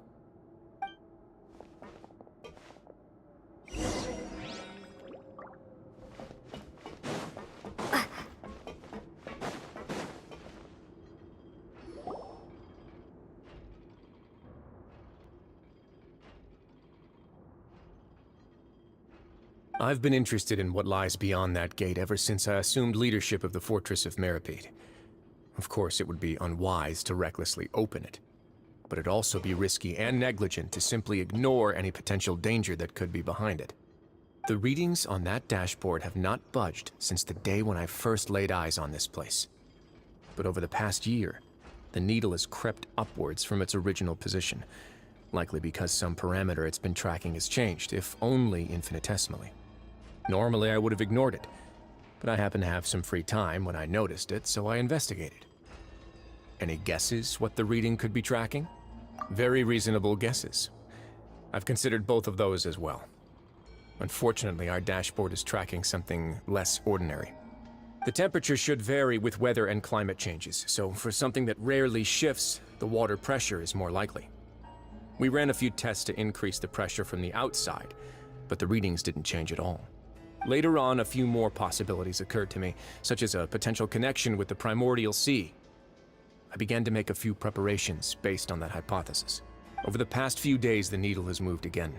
With that, and the symptoms that Fremine displayed after leaving the fortress, I can now confidently conclude that the readings represent the concentration of primordial seawater in the seawater nearby. The concentration of primordial seawater? But we're already under the sea! And that is precisely the problem.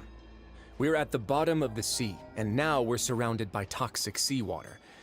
Somehow, primordial seawater got mixed in, and the concentration is steadily rising. Yes, that's very likely.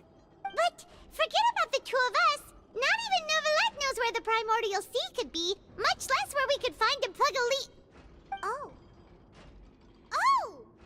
Seems like you've figured it out. I believe the primordial sea lies directly beneath this sluice gate. For some reason, the primordial seawater levels have risen significantly, and it's now very close to us. The indicators are now red. Although the gate still stands, some primordial seawater has already leaked out and mixed into the sea around us. If this continues, soon it will no longer be able to hold back the primordial sea at all.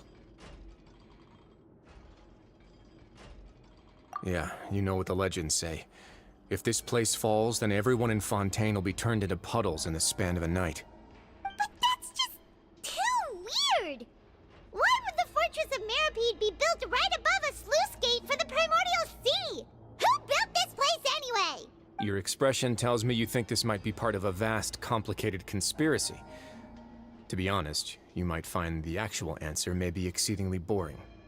It's just that the secret of the Forbidden Zone had been long forgotten by the nation before I rediscovered it with my research. There's no single founder of the Fortress of Meripede in any traditional sense. What we know about its history has been left to us by the people who used to live here. When the previous Hydro Archon Egeria ruled the land, All convicted criminals from Fontaine were exiled. The people drove the criminals away like a wolf pack chasing away the banished. The criminals received no sympathy of any kind from the people. They were exiled to the desolate seaside, where they experienced only pain, struggle, and the bone-chilling cold.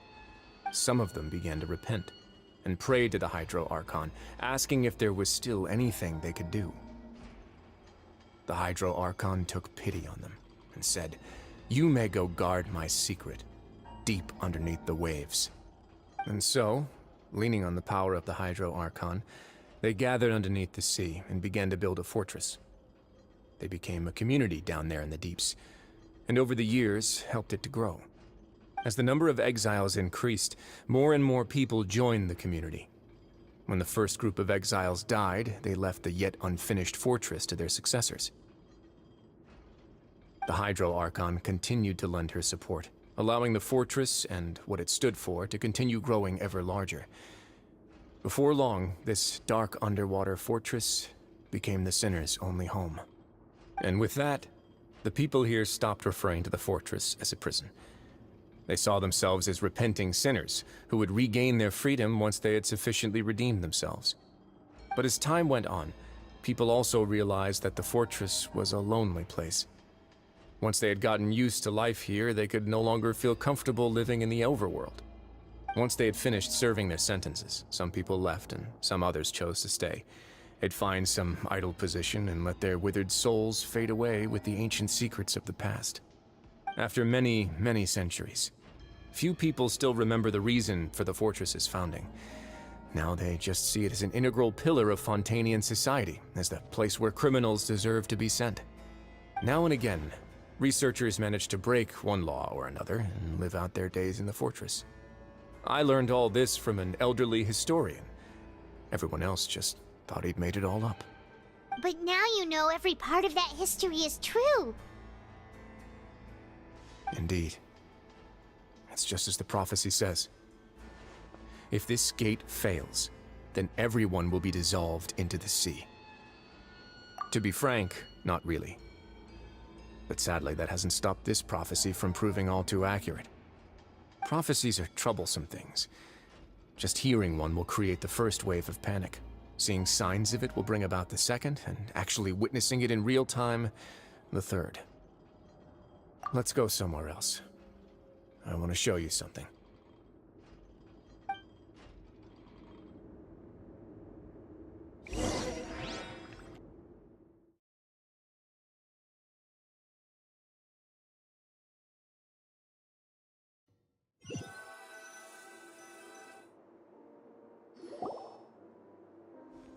This is it. Your Grace, perfect timing. The results from our last round of experiments have... Wait, Jurier, he's not alone! Huh? Lorvine and Jurier? No need to panic, you two. I've already told them about our plan. What? After you warned us not to tell a single soul about any of this? I'm skeptical as well. Are you sure they are trustworthy? The results speak for themselves, don't they? These two may already know more than you could ever imagine. All right then, if Your Grace insists.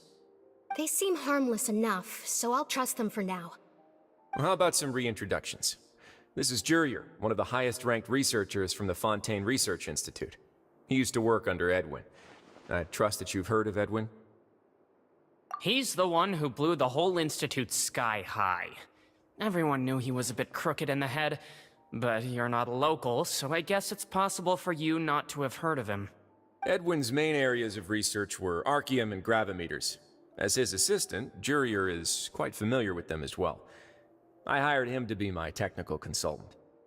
You want to blow up the fortress of Meripede? Ah, what a lovely idea. I'm already imagining it in my head. Gotta admit, I'm tempted as well. Guys, focus!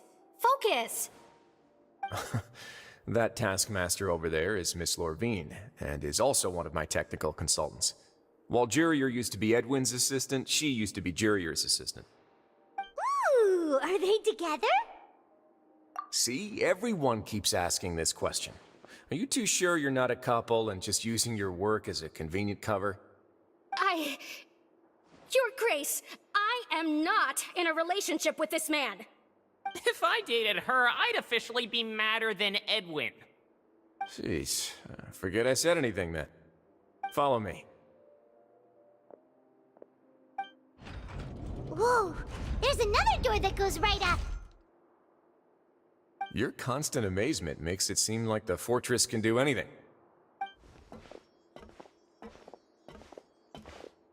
But Paimon really thinks everything's super cool!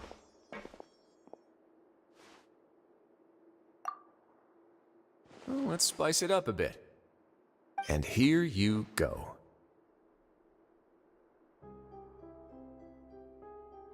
What a huge ship? This is also a production zone that Paimon's never seen before. What's going on? How much do you know about Fontanian history? Not much at all. Well, then maybe you haven't heard the story of ancient Lemuria. To give you a quick rundown, Fontaine used to be ruled by the Lemurian dynasty.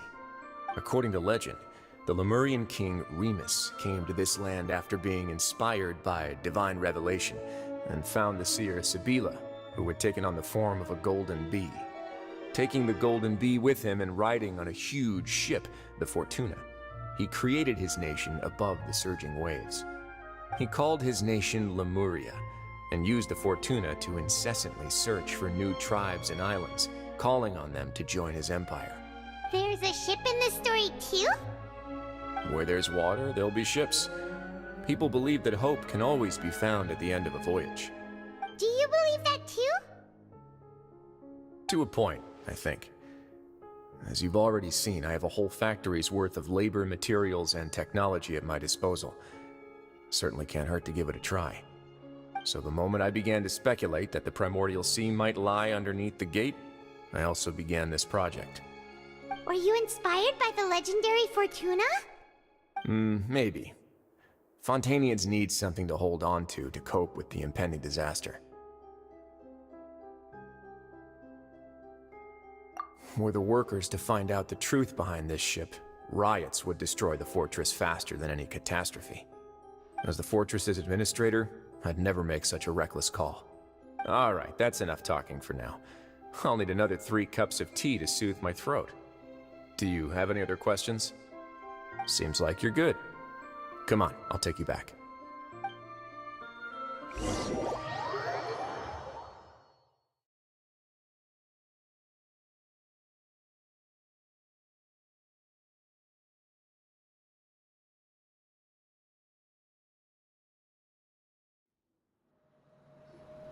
I'll leave you here for now. Oh, thank you so much. No worries. But don't forget, it's up to you whether or not you want to share what you just saw. What you do from here on out will likely affect those 3 as well.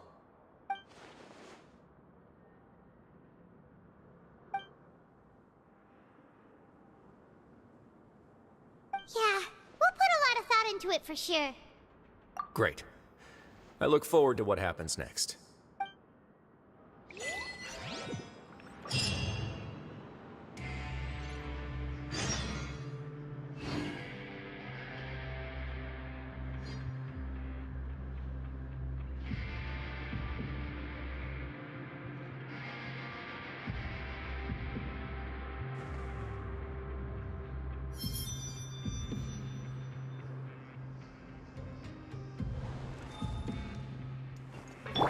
The doctor will see you.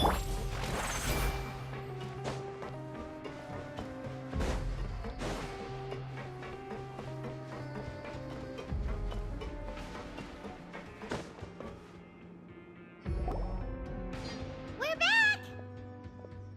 Welcome back. Do you want a cup of tea? How can you be so much like Risley, always drinking tea? Huh.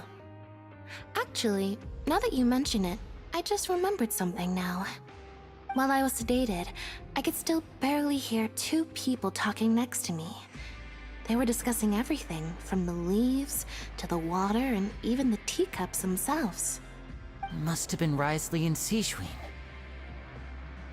Yeah, I heard one male voice and one female, so it should have been the two of them. They really were just talking about brewing tea. I really can't make sense of this place. So, Traveler, Paimon, were you able to learn anything from Wriothesley? Yeah, he explained everything. Very well. Then, would you mind checking your answers against my speculations? Yeah, I took the time to rest, so I'm feeling a lot more relaxed now. Nobody else is around, and Miss Sijuin is also busy with something or other, so let's just talk here. All right, then I'll posit my theories. I asked myself 3 questions. Firstly, why was Fremine affected by the primordial seawater? It was because he dove into the sea. My theory is, the long-lost primordial sea is probably very close to the fortress of Meropide. Ooh, he's good. He got that right on the first try.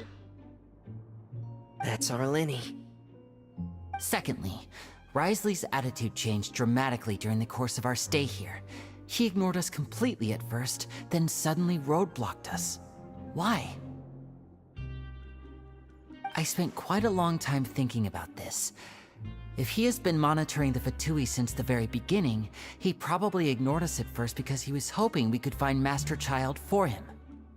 What's more, the Fortress of Meropide is not part of Fontaine's court system, nor does it report to Eudex Nervulet. Wriothesley is basically the king of a no-man's land. As long as the fortress doesn't do anything about Master Child's disappearance, Father can use it to pressure the Fontaine authorities.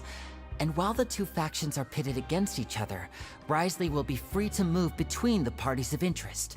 If I had to guess, he probably has something that he's working on himself. It's likely related to the secret of the infirmary, but I just can't think of what it could be. You're super smart. Thanks so much. Then finally, there's the last question. If Wriothesley does have a plan, what could it be? All I know for now is that his plan probably has something to do with the changing nature of the seawater. He's even gotten Cloran to help him out. That can't be the full extent of what he's doing. There's probably a secret passageway behind the block in the infirmary, and there's something big in the fortress that most people here never get to see. He has a bargaining chip, and it could be important enough for Father to deal with him directly.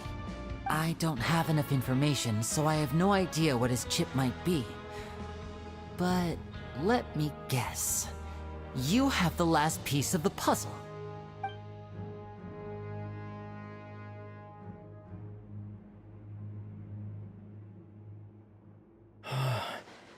I can't believe it.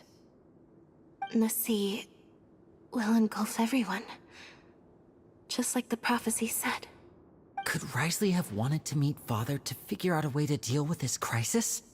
If you remember, I once mentioned that Father sees the House of the Hearth as her base of operations, and she truly wants to resolve the crisis. But how could Wriothesley have known that? Or perhaps he didn't know, and just wanted to bring Father over to his side? Which could be why he said he just wanted to negotiate. Yeah, that makes sense to me. I understand your concerns as well, Traveler. I'll figure out a way to pass this on to our father. No matter what, we're on your side. The 2 of you have already aided us far too much. We probably wouldn't be standing here right now if not for you. If you ever need anything else going forward, please come to the House of the Hearth at any time. Though you may not share the sentiment, after all that we've gone through together, the 3 of us basically see you as family now. You have my gratitude. Thank you for protecting Lenny when it really mattered. And thank you for sharing the secrets of the fortress with us. We didn't think you were going to do it. Why are you being so formal all of a sudden?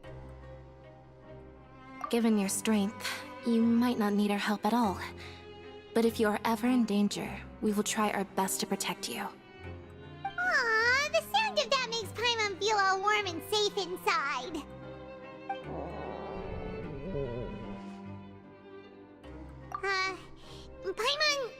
Paimon's hungry. Oh, You've done so much already. Go get some food. Alright, then we'll catch you guys another time.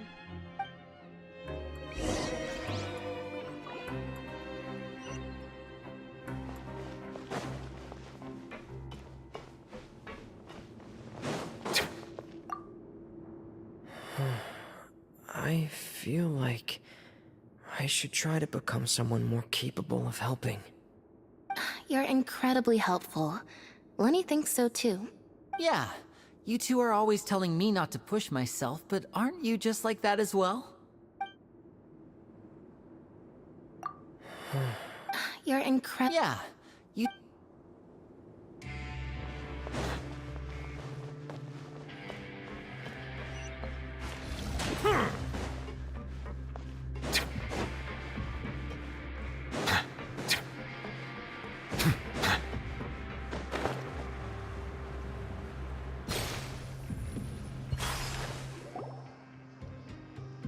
It's time for dinner. Welfare meals now being served in the coupon cafeteria. Come on, let's go pick up ours as well. Traveler and Paimon, over here. Are you here for dinner too, Miss Sijween? And I'm taking the opportunity to prepare Miss Cloran's dinner as well. Huh. You're right. She's actually sitting in the fortress cafeteria. What would you like to eat? Yep, you can. I've already talked to our chef, Mr. Wolsey. It's all on me today, so you can get whatever you'd like. Me too! Don't forget Paimon! No problem. Just leave it to me.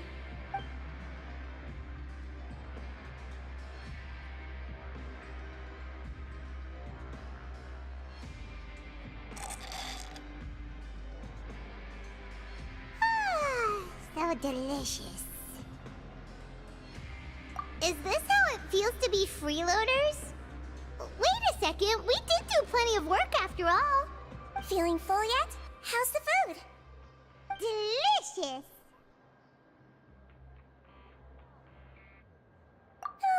I'm so glad to see you all so happy. Oh, see, the expression on your face just now? The muscle here just moved, which suggests that you're feeling quite relaxed at the moment. Sijween, do you do this to help your patients or to better understand human beings? A bit of both, I suppose. I'm a Melazine, which means I'm very different from human beings. I must know what you're thinking if I want to take good care of you. You're really good at taking care of people. Even though you're so short, you still talk and act like an older sister. Really? You're reminded of an older sister? That's great to hear. Oh, and what did you mean back in Risley's office? When you said that you were protecting Linny and his siblings as well? Oh, that. I just asked His Grace to look out for those children, especially that diver boy. I was getting a bit worried after hearing that something was wrong with the water. Thankfully, Clorand is very strong and managed to save him in the nick of time. His Grace also sealed the pipes after Clorand left, to make sure that Linny wouldn't impulsively chase after his brother. Although the path was blocked, we still stationed some guards there to stop anyone from approaching. They were instructed to only open the door once Miss Clorand had returned. Oh, and I was keeping an eye on Mr. Linny as well. We had to press him, but we couldn't allow him to be in any real danger. You were all super considerate and really thought everything through. It's just what we do down here at the fortress. At least this has been His Grace's style for as long as he's been the leader. Oh, I really wish Monsieur Nervula would come down here more often too. I feel like he'd like it here, with all the darkness and chaos.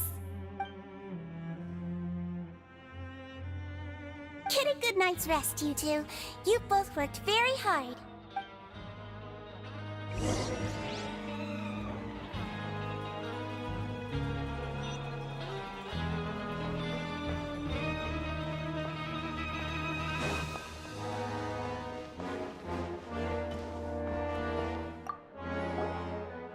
Clorand!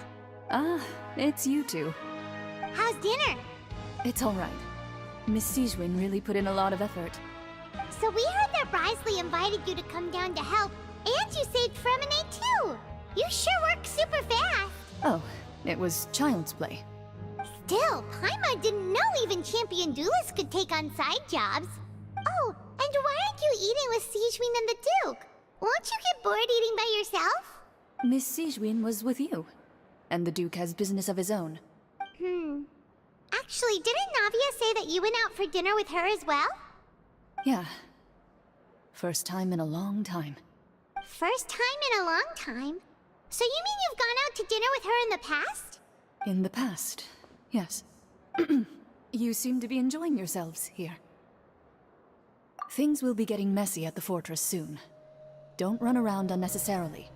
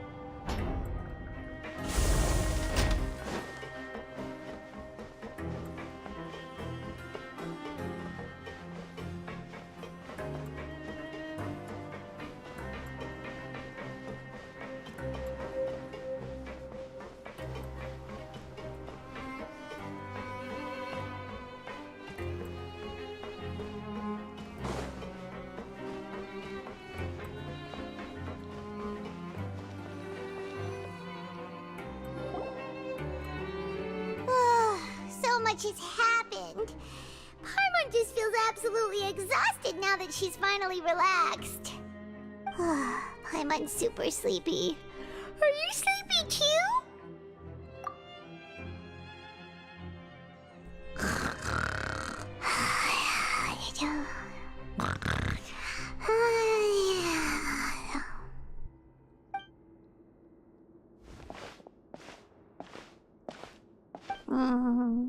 Delicious. Paimon wants seconds for free.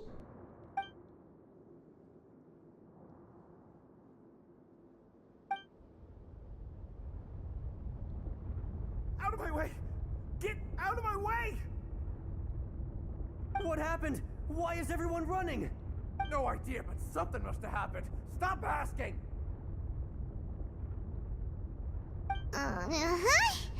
Who's yelling? Paimon still wants to sleep.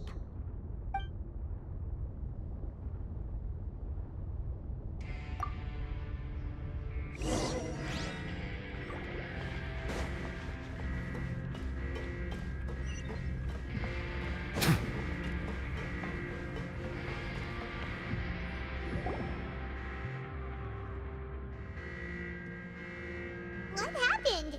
Why is everyone running around? Hey! What are you doing? No time to explain, mate. Goodbye! Hey! Wait!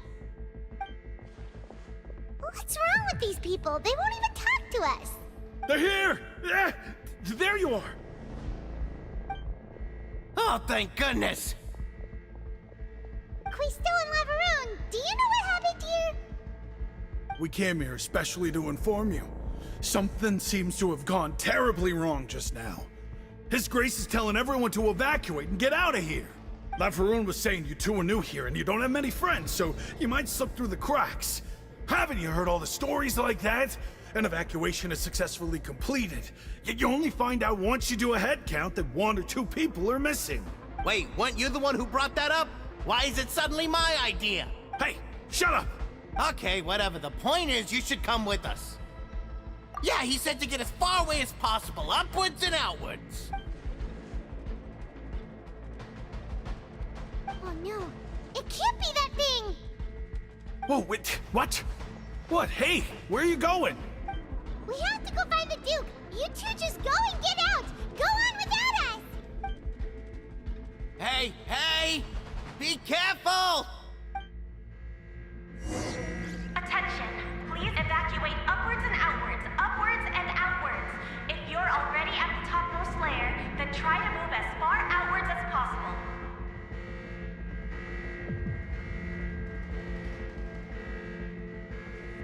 Attention, please evacuate upwards and outwards, upwards and outwards. If you're already at the topmost layer, then try to move as far outwards as possible.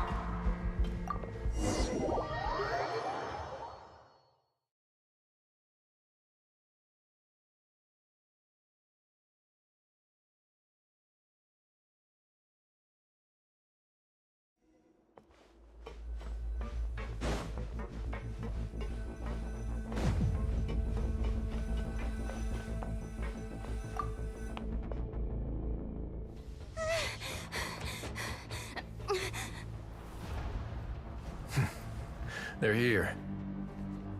Just like I said. What happened?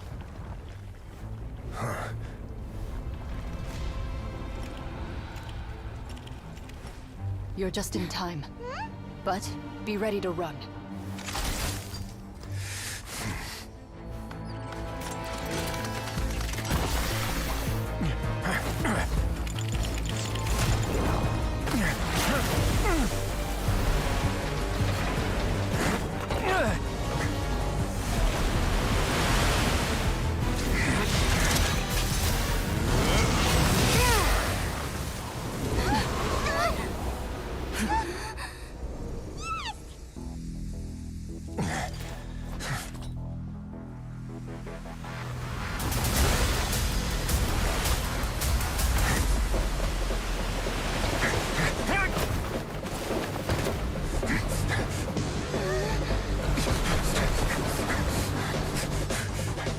Three, two, one.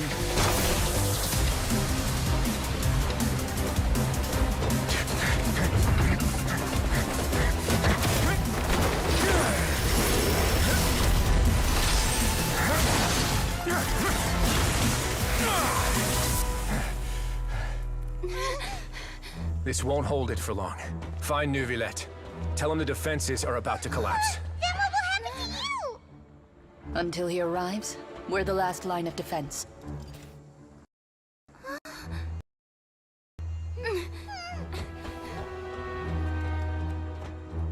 The gate. How long do you think it'll hold? That depends on us.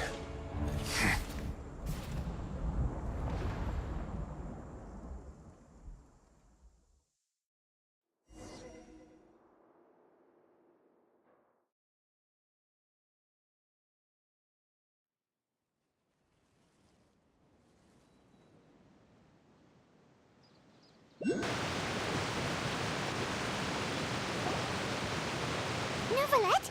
Why are you here? Traveler, I need you to head to the Opera House immediately. Farina will soon be meeting with the Knave there. You must protect Farina, and make sure she doesn't spend too much time alone with her. Will do. You have my sincerest gratitude.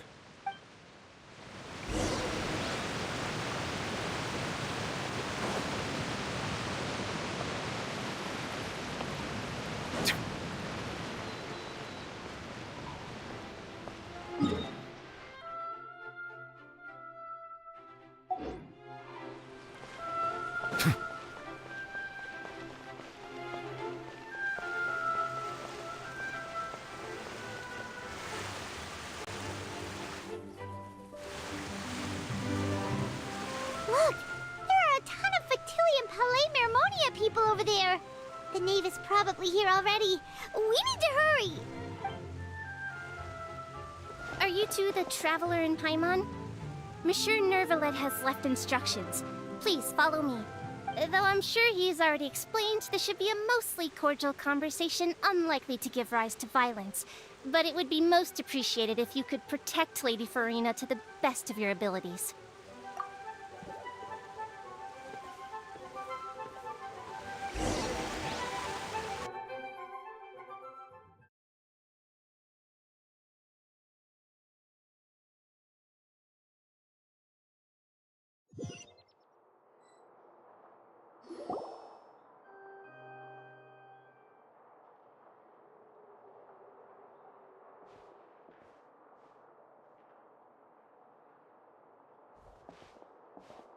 Oh, so you two are the honored guests Miss Farina mentioned. Of course, of course! How could they not attend a meeting such as this? I must always have 2 or more guests at my dessert table. Otherwise, the occasion would be too lonely and unbecoming of my station. It is my pleasure to make your acquaintance, traveler. I have heard much of your accomplishments. I am the Knave, one of the 11 Fatui Harbingers.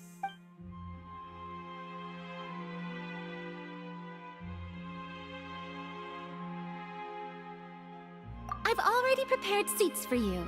Come, sit beside me. Perhaps you two are unaware of how Miss Farina and I do things.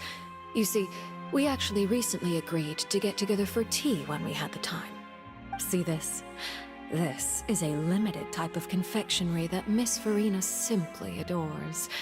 There are only 16 slices sold every day. Here, why don't you and Paimon have a taste?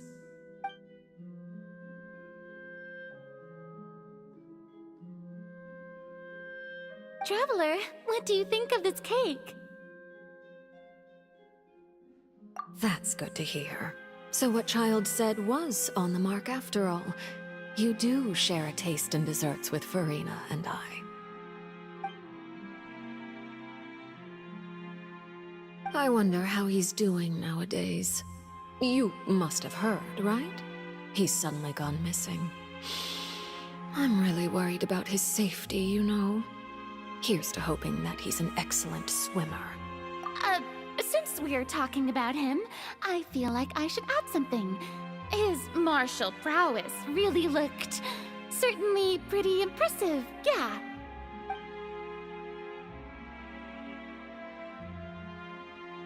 Oh, so you're also familiar with his aptitude for fighting, Miss Farina. Oh, right. I almost forgot. Child was subdued by Udex Nuvillette right in front of you. Against ordinary people, my colleague would never be on the back foot. But alas, he just never imagined he'd run into such a person. I must express my admiration for Monsieur Nuvillette.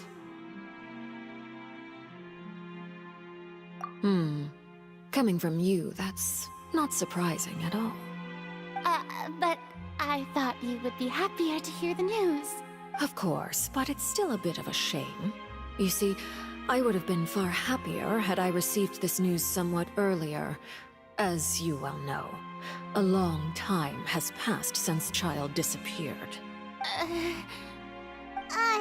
Well, in any case, there's no need to worry. We know for sure that Child is still alive. Oh, and just how do you know that? Because we found evidence that proved he left the Fortress of Meripede. And where did he go after leaving the fortress? Well...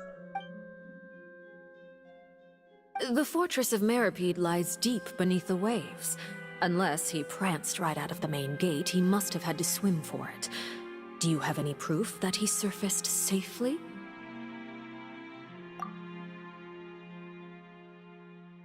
Ah, that is good news at least. His sister Tonya sent a letter to Fontaine not too long ago. Since he was unfortunately unavailable, I picked it up on his behalf. Do you have any idea how he usually writes back to his family? Dear Tonya, your letter made me feel like we were still enjoying our time in Snezhnaya together. I'm currently admiring the scenery on the streets in front of the Opera House. Is it something like that?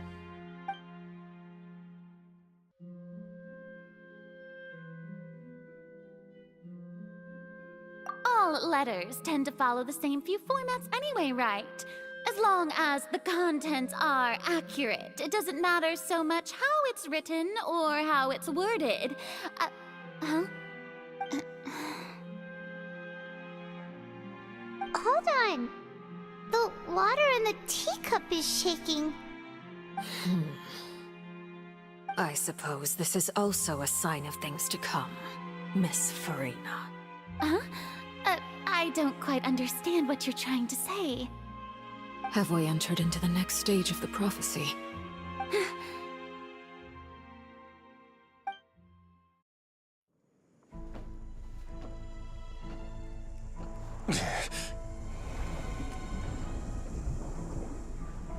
My thanks to you both. I will take it from here.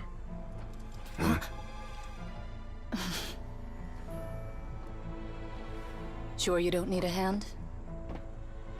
Quite sure. Wow. So, what's your secret, huh? Let me guess. Nah, who knows? Maybe it's just your sense of responsibility. Sounds about right.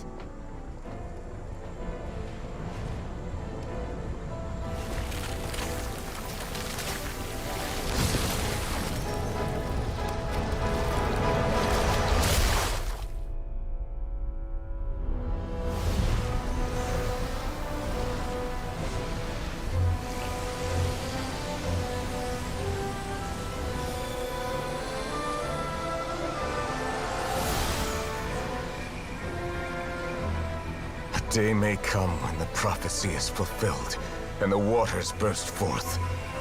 But it is not this day! This ancient power could easily obliterate an entire race. A tsunami of fury would unleash endless catastrophe.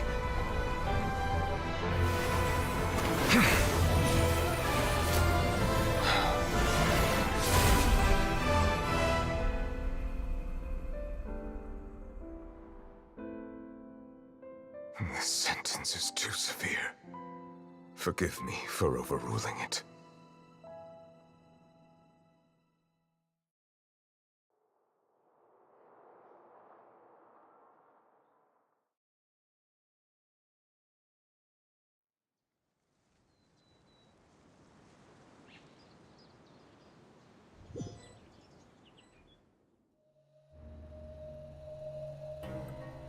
All right. Seems like the problem inside has been suppressed. Let me guess, we're safe for now. Indeed. But only for now. I win this bet. You owe me a present. Very well. It was indeed just as you said. You made a bet? We made a bet on the size of your entourage. Cloran thought you wouldn't come down by yourself. I figured you would have at least brought a few people along for appearance's sake. It appears I underestimated just how confidential the mission was. Shouldn't you have gotten used to confidential missions by now? That's just how the courts operate. So what gift must the loser give? Tea? He already has tons of tea in his office. I'm thinking about a set of legal codices. That wouldn't happen to be a dig at my lack of legal awareness, would it? Well, I'm sure His Grace doesn't consider the fortress to be outside the law. I was under the impression the residents of a place like this would be uninterested in the legal codices. That was obviously a joke. Anyway, you've still got some unfinished business to attend to in the overworld, correct? No need to stay here if you have a pressing matter. We all know you can't leave Palais Marmonia for long. Thank you. I hope everything went smoothly with the Fatui Harbinger.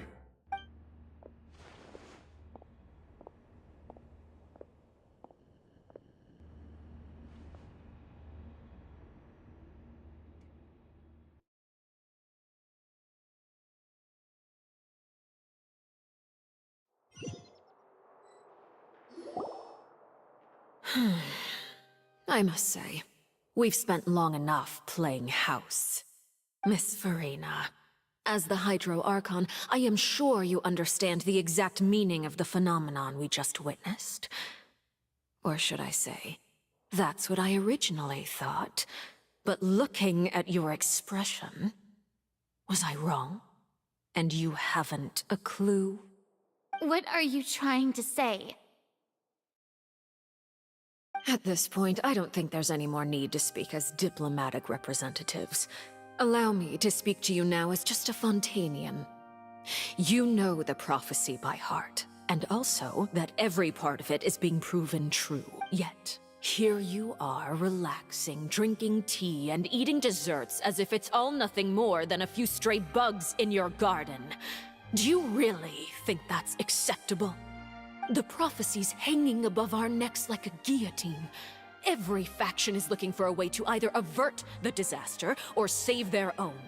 Even the orphans of the House of the Hearth have devoted everything to saving their homeland. But you? It beggars belief just how nonchalant and carefree you have been. From the very beginning, you, the god Focalor, you have utterly failed to take action. You're wrong. I've never ignored the prophecy, nor have I just been passing the time in self-indulgence. Retract your accusation and stop doubting the wisdom of the gods with such absurd conjectures! I am not alone in my doubts, you know. All the children of Fontaine may be harboring the exact same thoughts right now. Oh, great Hydro Archon. How are you going to save them? Save us? How are the people you've sworn to protect supposed to survive in a land that will soon disappear beneath the waves? I have my ways, and I've been working on them for all this time. Even if you look down upon me, you have no right to judge me. Fontaine will be saved. Even if I still cannot see the true future right now, as long as I continue on as I am, I will be able to hold my head up high!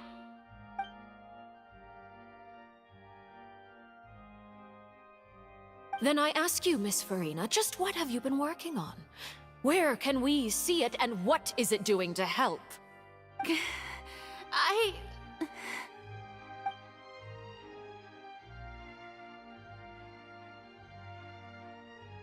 My machinations are just like the prophecy itself. They will only reveal themselves at the fated time. It is just that beings like yourselves are unable to perceive them as of yet. I see. As a god, the proof of your labor always lies beyond prying mortal eyes. Allow me to be so bold as to ask another way. Would it be possible for you to tell us the parts of your plan that are not confidential? Such as your emergency response plan for the impending disaster? An emergency response plan? Oh, that look in your eyes. Have you not even prepared one of those? The emergency response plan is also strictly confidential. Then allow me to jog your memory. Miss Farina, what is the purpose of your Oratrice Mécanique d'Analyse Cardinal? And what do you plan to do with the massive amounts of indemnitium that has accumulated over the years? The Oratrice? It's just like it appears to be. So you also have no idea. If I'm not mistaken, someone's using it to prepare for something. But unfortunately, it would seem that someone is not you, Miss Farina. I first caught wind of this when Linny tried to investigate the Oratrice in the Opera House.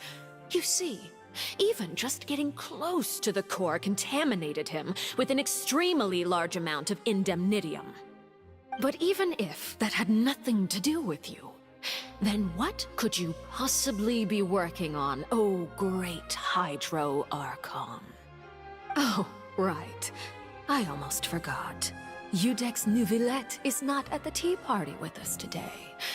Miss Farina, I suppose you must have ordered him away to take care of some troublesome business. Yeah, yes, that's exactly right. Please keep it a secret for me. Of course I will.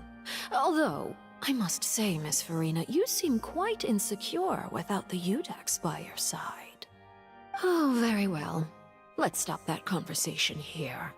There are still a few slices of cake left, so please, help yourselves, everyone.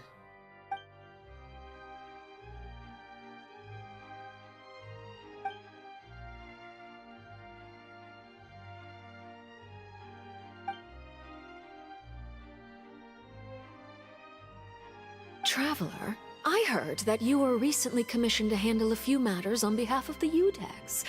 Why don't you take an extra slice of cake? Those who work hard deserve gratitude and praise. You too, Paimon. Thank you. Paimon will take you up on that offer.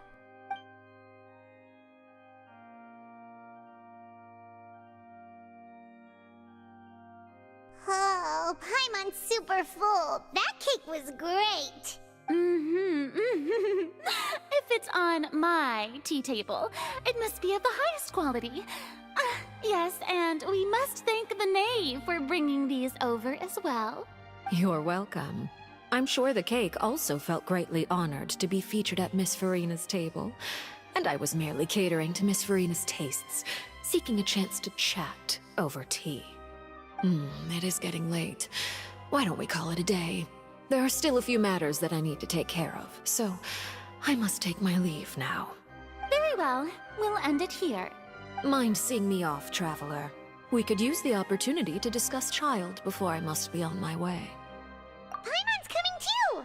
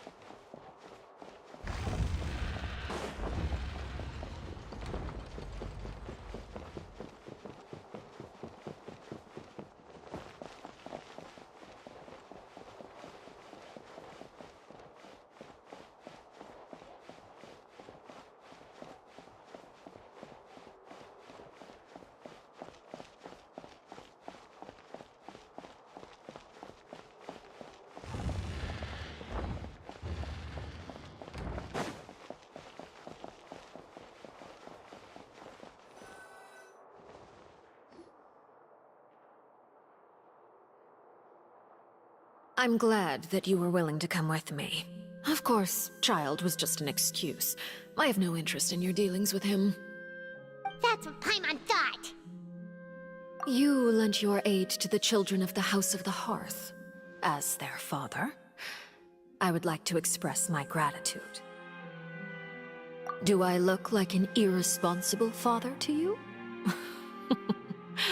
The House of the Hearth is very important to me. You should know that I care deeply about my children. That was all. Formal topics should be discussed in formal settings, and informal topics in informal settings.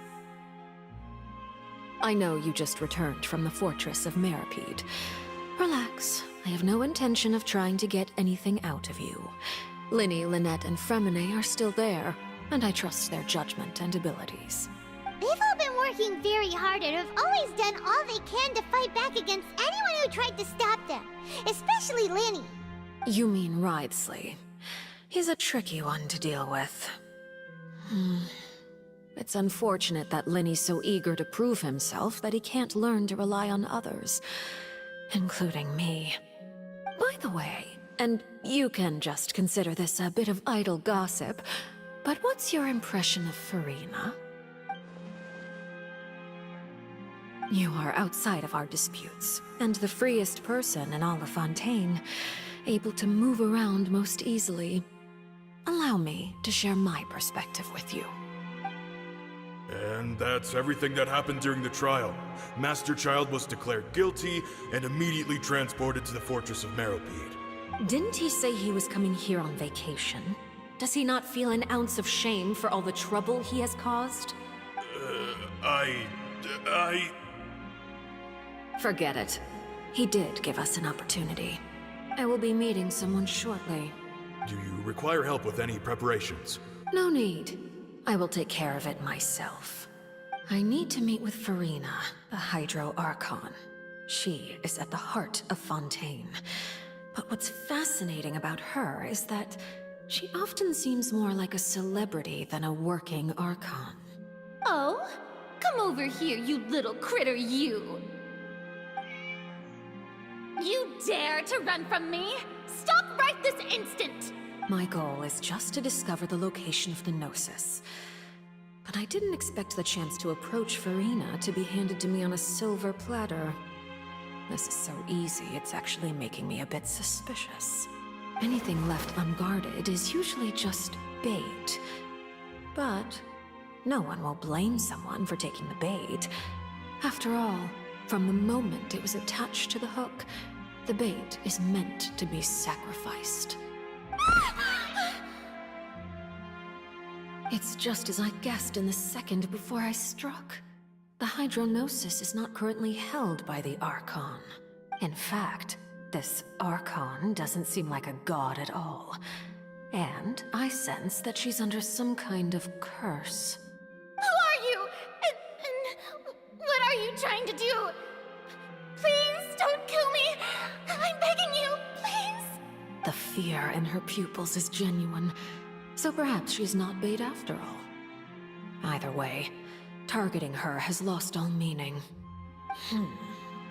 I left the scene with ease. Nobody came looking for me, and nobody could serve as a witness to my near assassination of Focalor.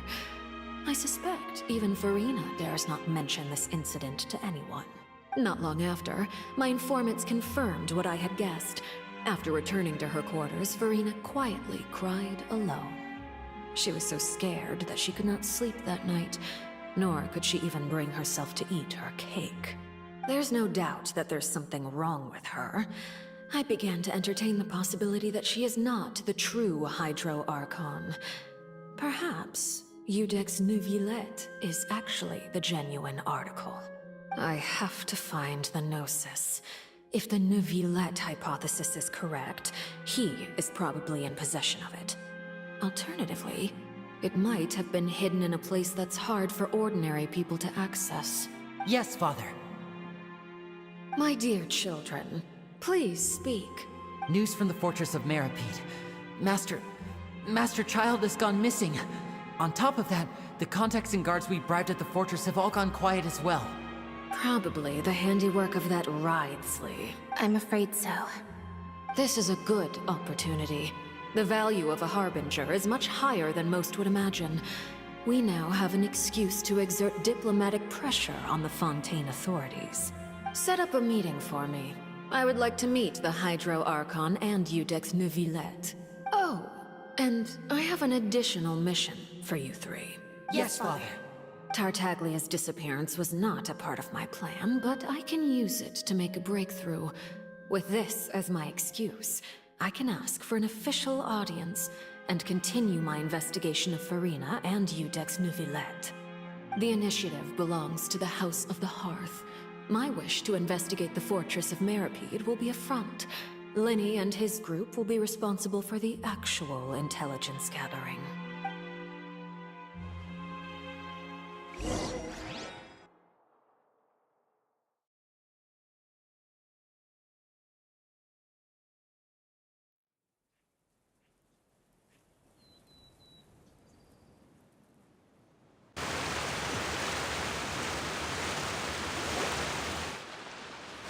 You should know the rest. Linny's group is quite close to you, so they wouldn't have hidden anything from you. You attacked the Hydro Archon? It wouldn't mean anything, even if you shouted it from the rooftops. After all, even Farina herself is still pretending that nothing of that sort ever happened. Alright then. I've now had 2 chances to enjoy tea with Farina. I have to say, the leadership of Fontaine is even more inscrutable than I had imagined. I once surmised that Iudex Neuvillette must be the Hydro Archon, but now, that doesn't seem right to me either. I am a servant of Her Majesty the Tsaritsa. Over my years of service, I've learned how a real Archon conducts and carries themselves.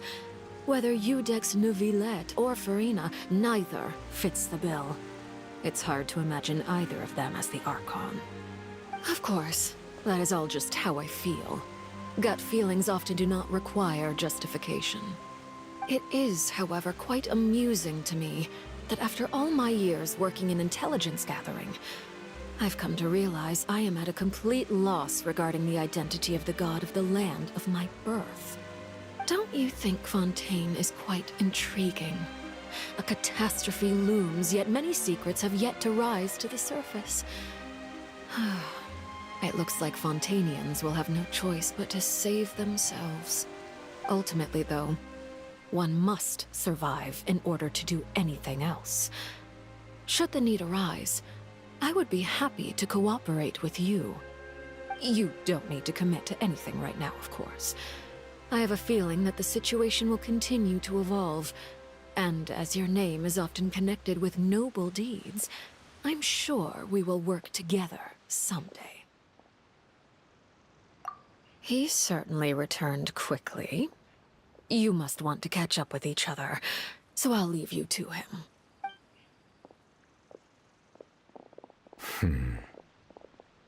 Neuvillette, is it over? For now, yes. But this issue will prove quite thorny in the long term. I am concerned that sooner or later the prophesized events will occur. Thank you for protecting Farina. To put it simply, I used my power to force back the Primordial Sea and reseal the sluice gate.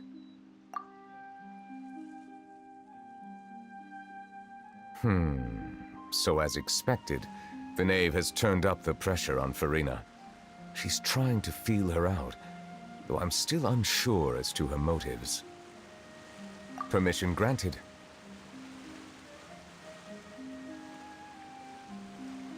Whoa. It can't be that you're the real Hydro Archon, right? But that's just a speculation on our part, though. You can't tell us? Then that's okay. We can talk about something else. We won't try to force you. You guys in Fontaine are super strange.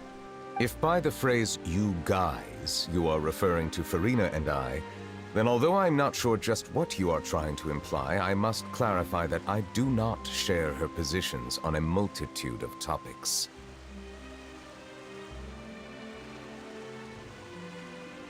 I believe so. The fortress has a long and complex history. It has seen much grief and suffering. And now, another catastrophe will soon be upon us. I mourn this turn of events. Huh? Why is it raining all of a sudden?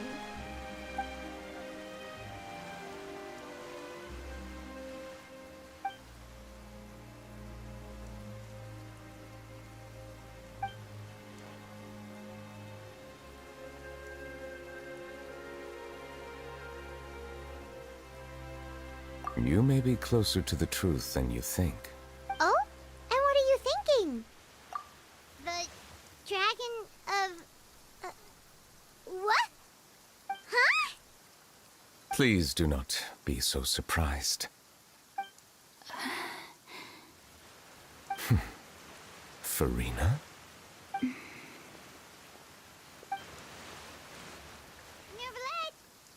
Neuvillette, are you listening? My apologies.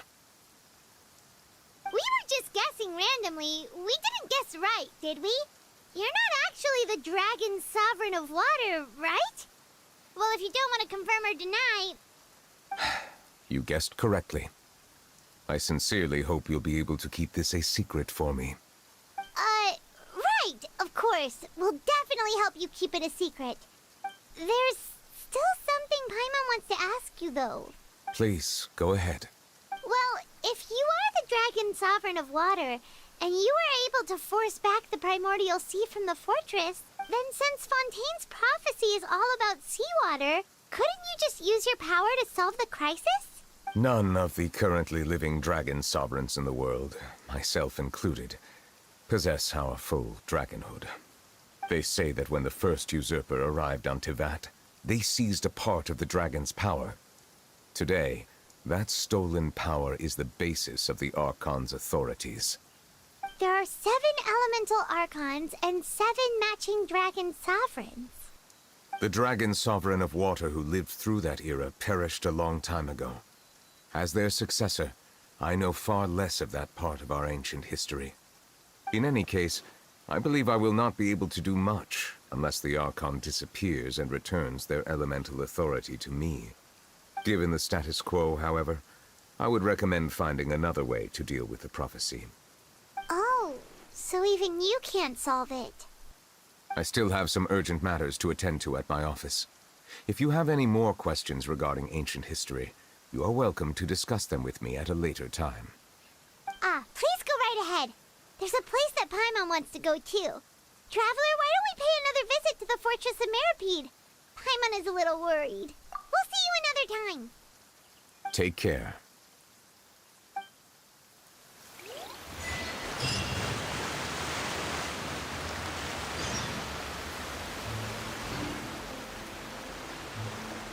Time to go.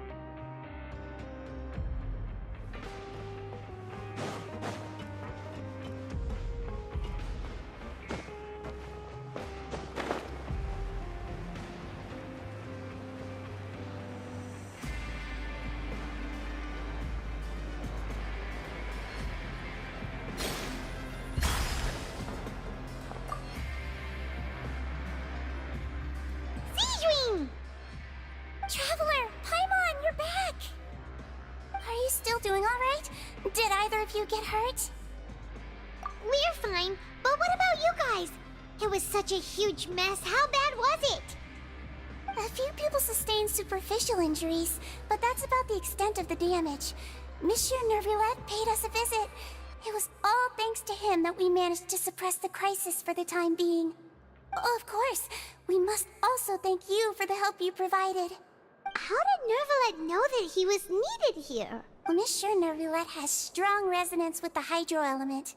When the water level rises, he can feel the waves produced. I ran into the bombshell bros while bandaging the injuries of the wounded. They were mumbling the whole time about how you just ran down without a word. I'm so relieved to see that you're both alright. If you're not too pressed for time, please stay with us a few more days. Just let me know if you get a craving for any particular dish, so I can have Mr. Walsey get your meals prepared. Oh, and please feel free to visit the infirmary for a break at any time. I'd like to take the opportunity to spend some more time observing your facial muscles as well. Your happy smiles are quite contagious, you know. They're so memorable, and I've missed them immensely while you were gone.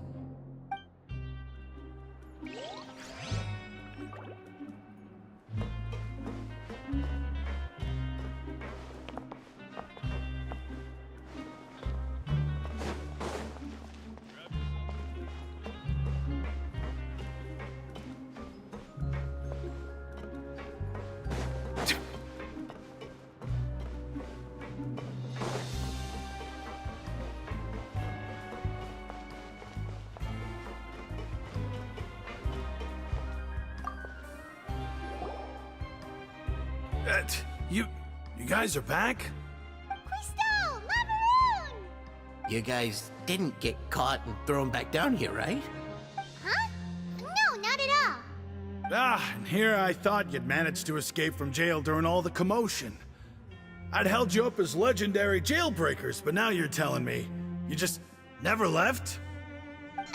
We're sorry, but we just had some business to take care of. All right. There's no need to get caught up in the details. We're just relieved to see you. He was super worried about you, you know. Hey, it wasn't just me. Weren't you super worried as well? Something like that, yeah. I was also transferred to work in the kitchen a few days ago. I can still hear Quisto mumbling to the carrots. Are those two all right? Do you think they made it out alive? Whenever he'd say that, I'd tell him I'm sure they're fine. Wherever they are, they're kicking back with drinks in hand, enjoying the lovely scenery. Hey, there's nothing wrong with worrying about your prison pals, is there? I mean, considering how they always love listening to all my gossip. These two. They sure are a lot warmer and friendlier than when Paimon first met them.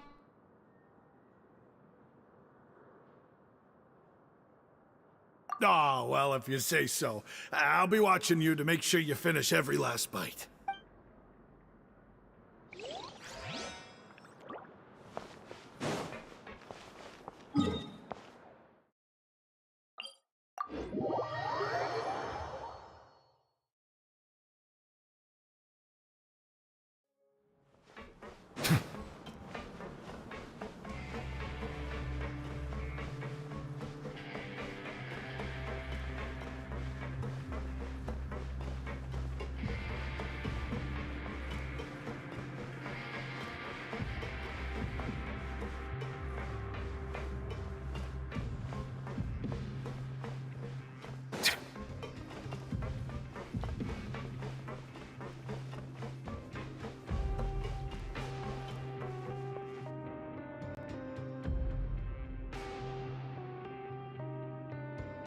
Now guess, what suit will this next card be? A bare-teeth cat? Well, look who it is. Traveler, Paimon. Hello, everyone. Looks like you're recovering nicely from it, eh? Thanks to everyone's support. Oh, right. I managed to work up the courage to thank Miss Clorand in person. Whoa, how did she react? She told me that it was nothing.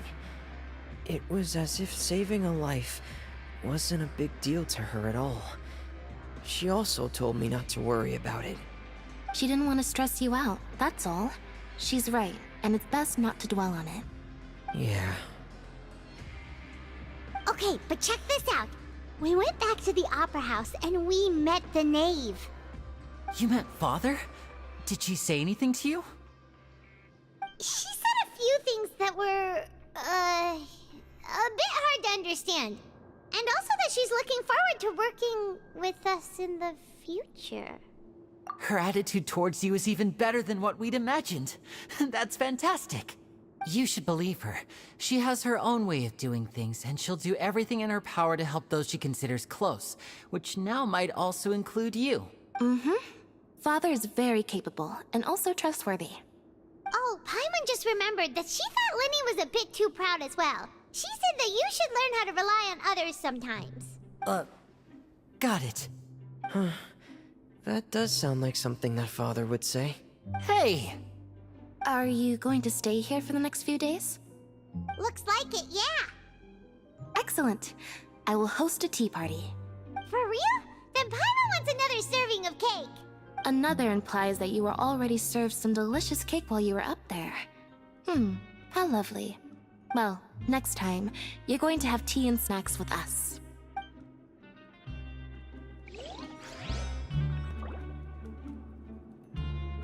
We should start preparing that tea party. Oh, that's a great idea. I'm all for it. I'll help you set it up.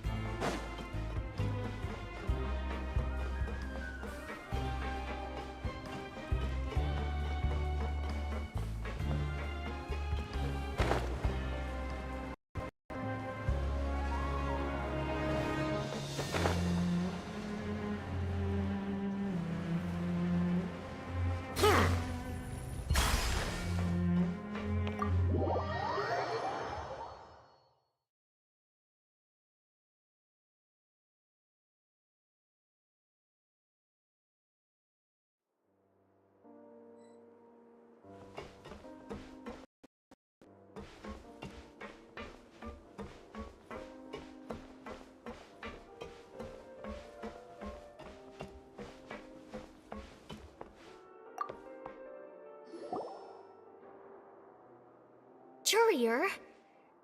Miss Sijween told me you still haven't eaten. Yeah, I was working on something, so I forgot. That's no excuse for... Huh? It's you two. Junior, Lurvine, we're back! Hello there. It's been quite the mess here recently. How have you been? And you? Are you still taking the secret passageway from the infirmary to work on the ship? Yep. That is still top secret, though. So don't say a word to anyone. It can be a bit annoying when there are lots of people in the infirmary, but I still prefer taking that route over the one from the Duke's office. I mean, the infirmary does make it easier for you to slack off. Oh yeah? Then why are you also here so much? You two really are just using your jobs as a cover for your relationship, aren't you? Not at all!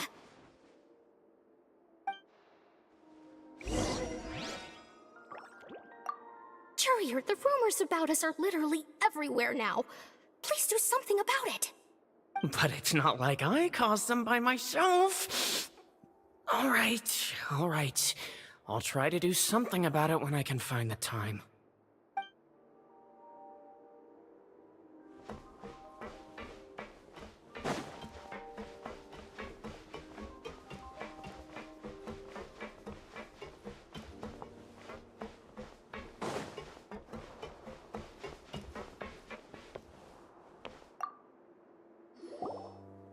Do my eyes deceive me, or did I just see two inmates come back after making it to the surface?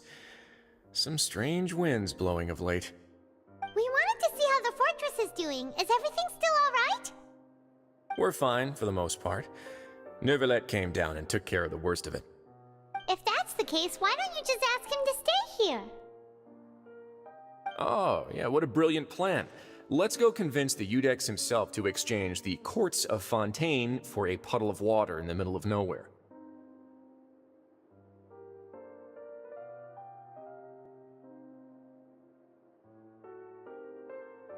He came here in a hurry and left without even stopping for a cup of tea.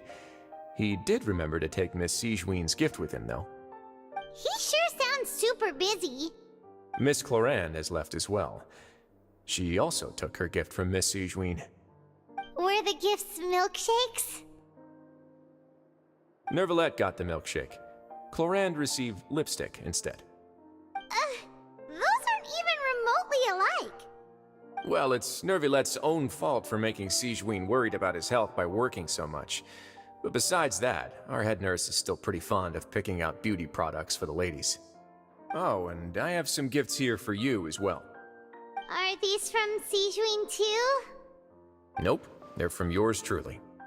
You've already wrapped up your work at the fortress, so you can return to the surface at any time.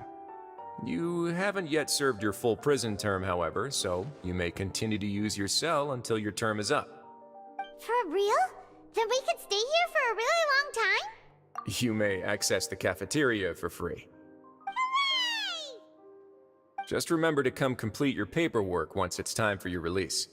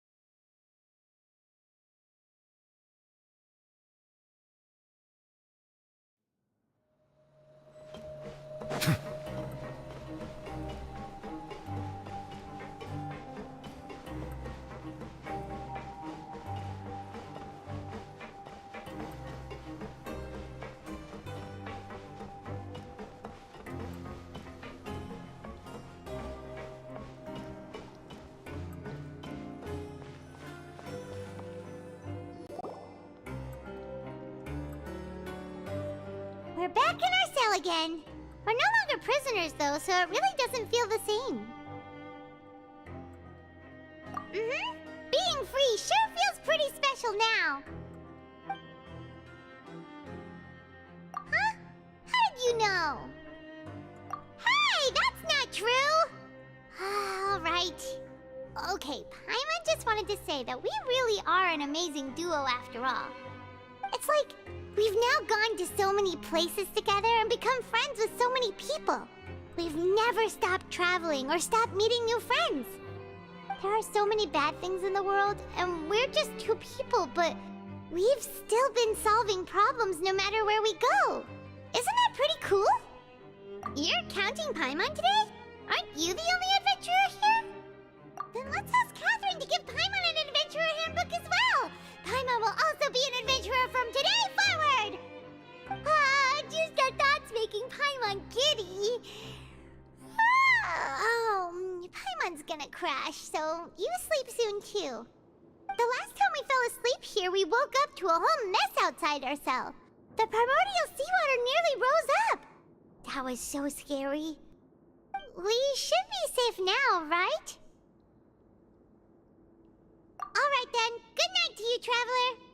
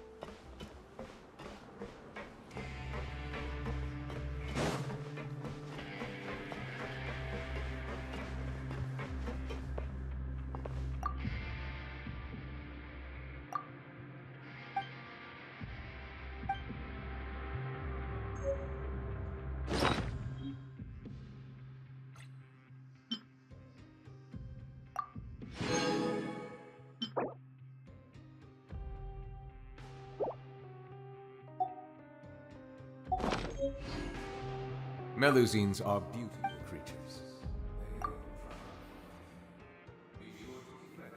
And cause them no harm.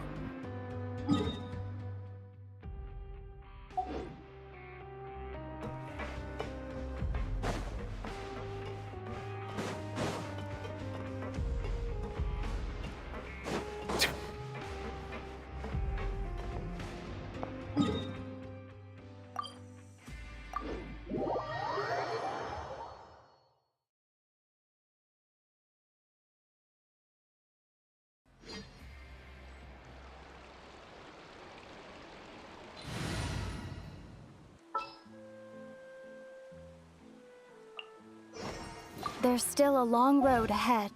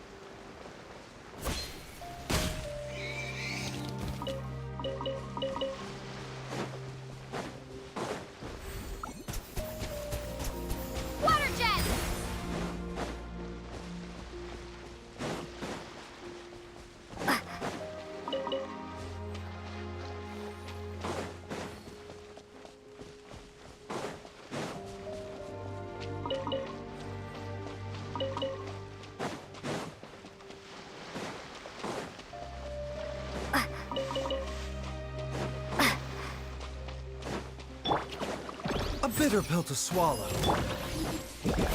The wind knows me. Ouch! As one with wind and cloud. Jumpy, jumpy, jump! Yay, I did it! Oh, wait, no, I didn't.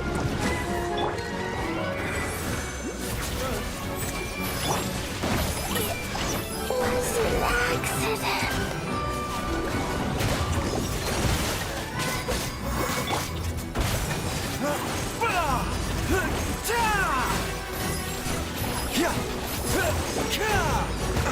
Not my glasses.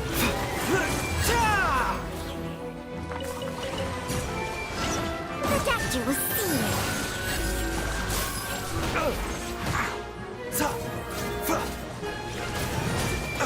Not my glasses. A bitter pill to swallow. Some doctor I am.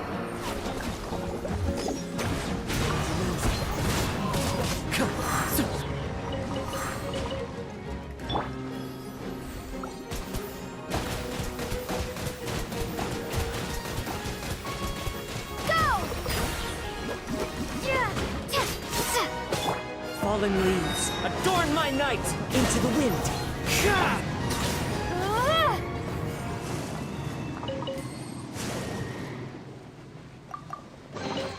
Is this an answer from this world?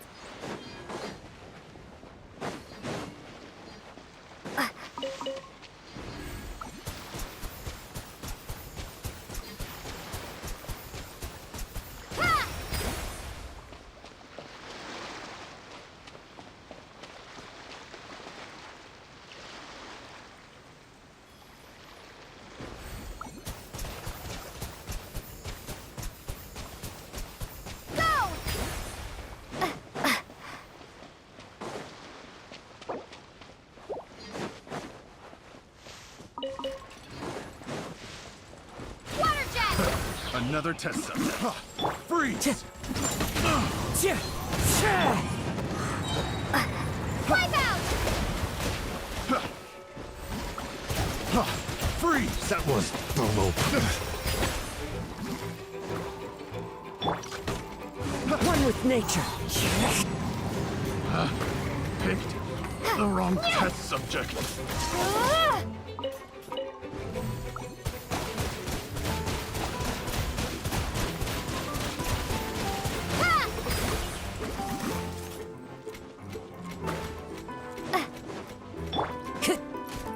Into the wind.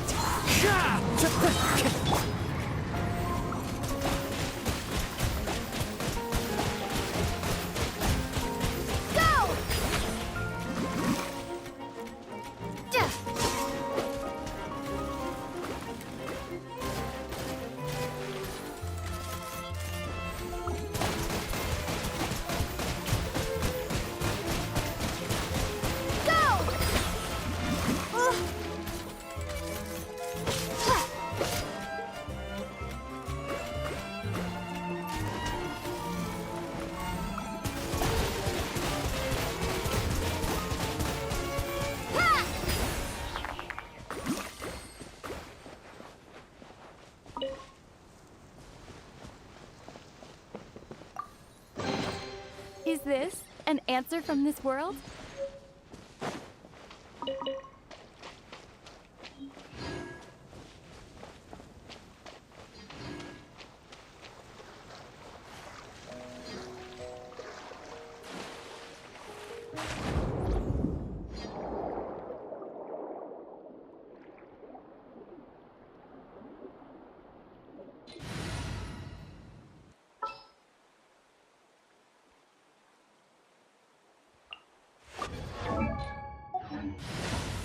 Perhaps we could take a walk by a...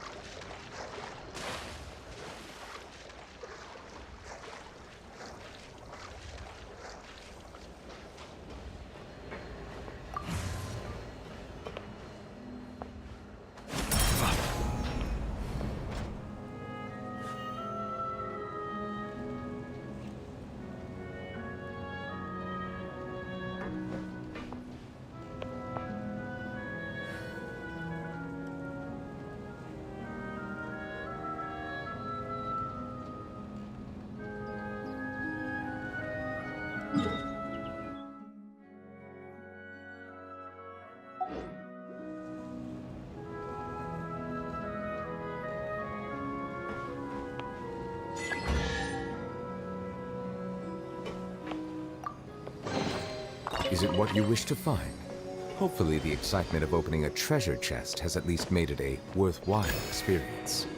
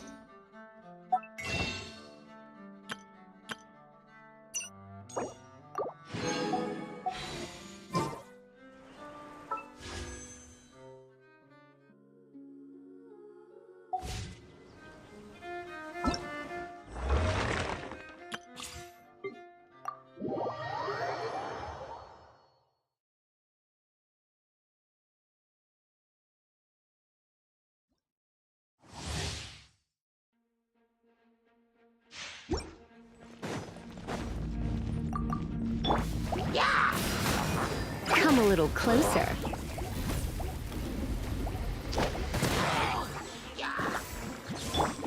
Out of the frying pan, into the brace yourselves!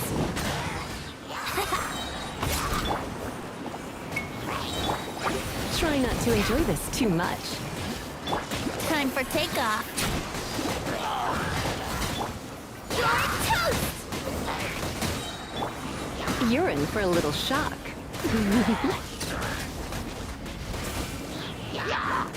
Don't be such a brute.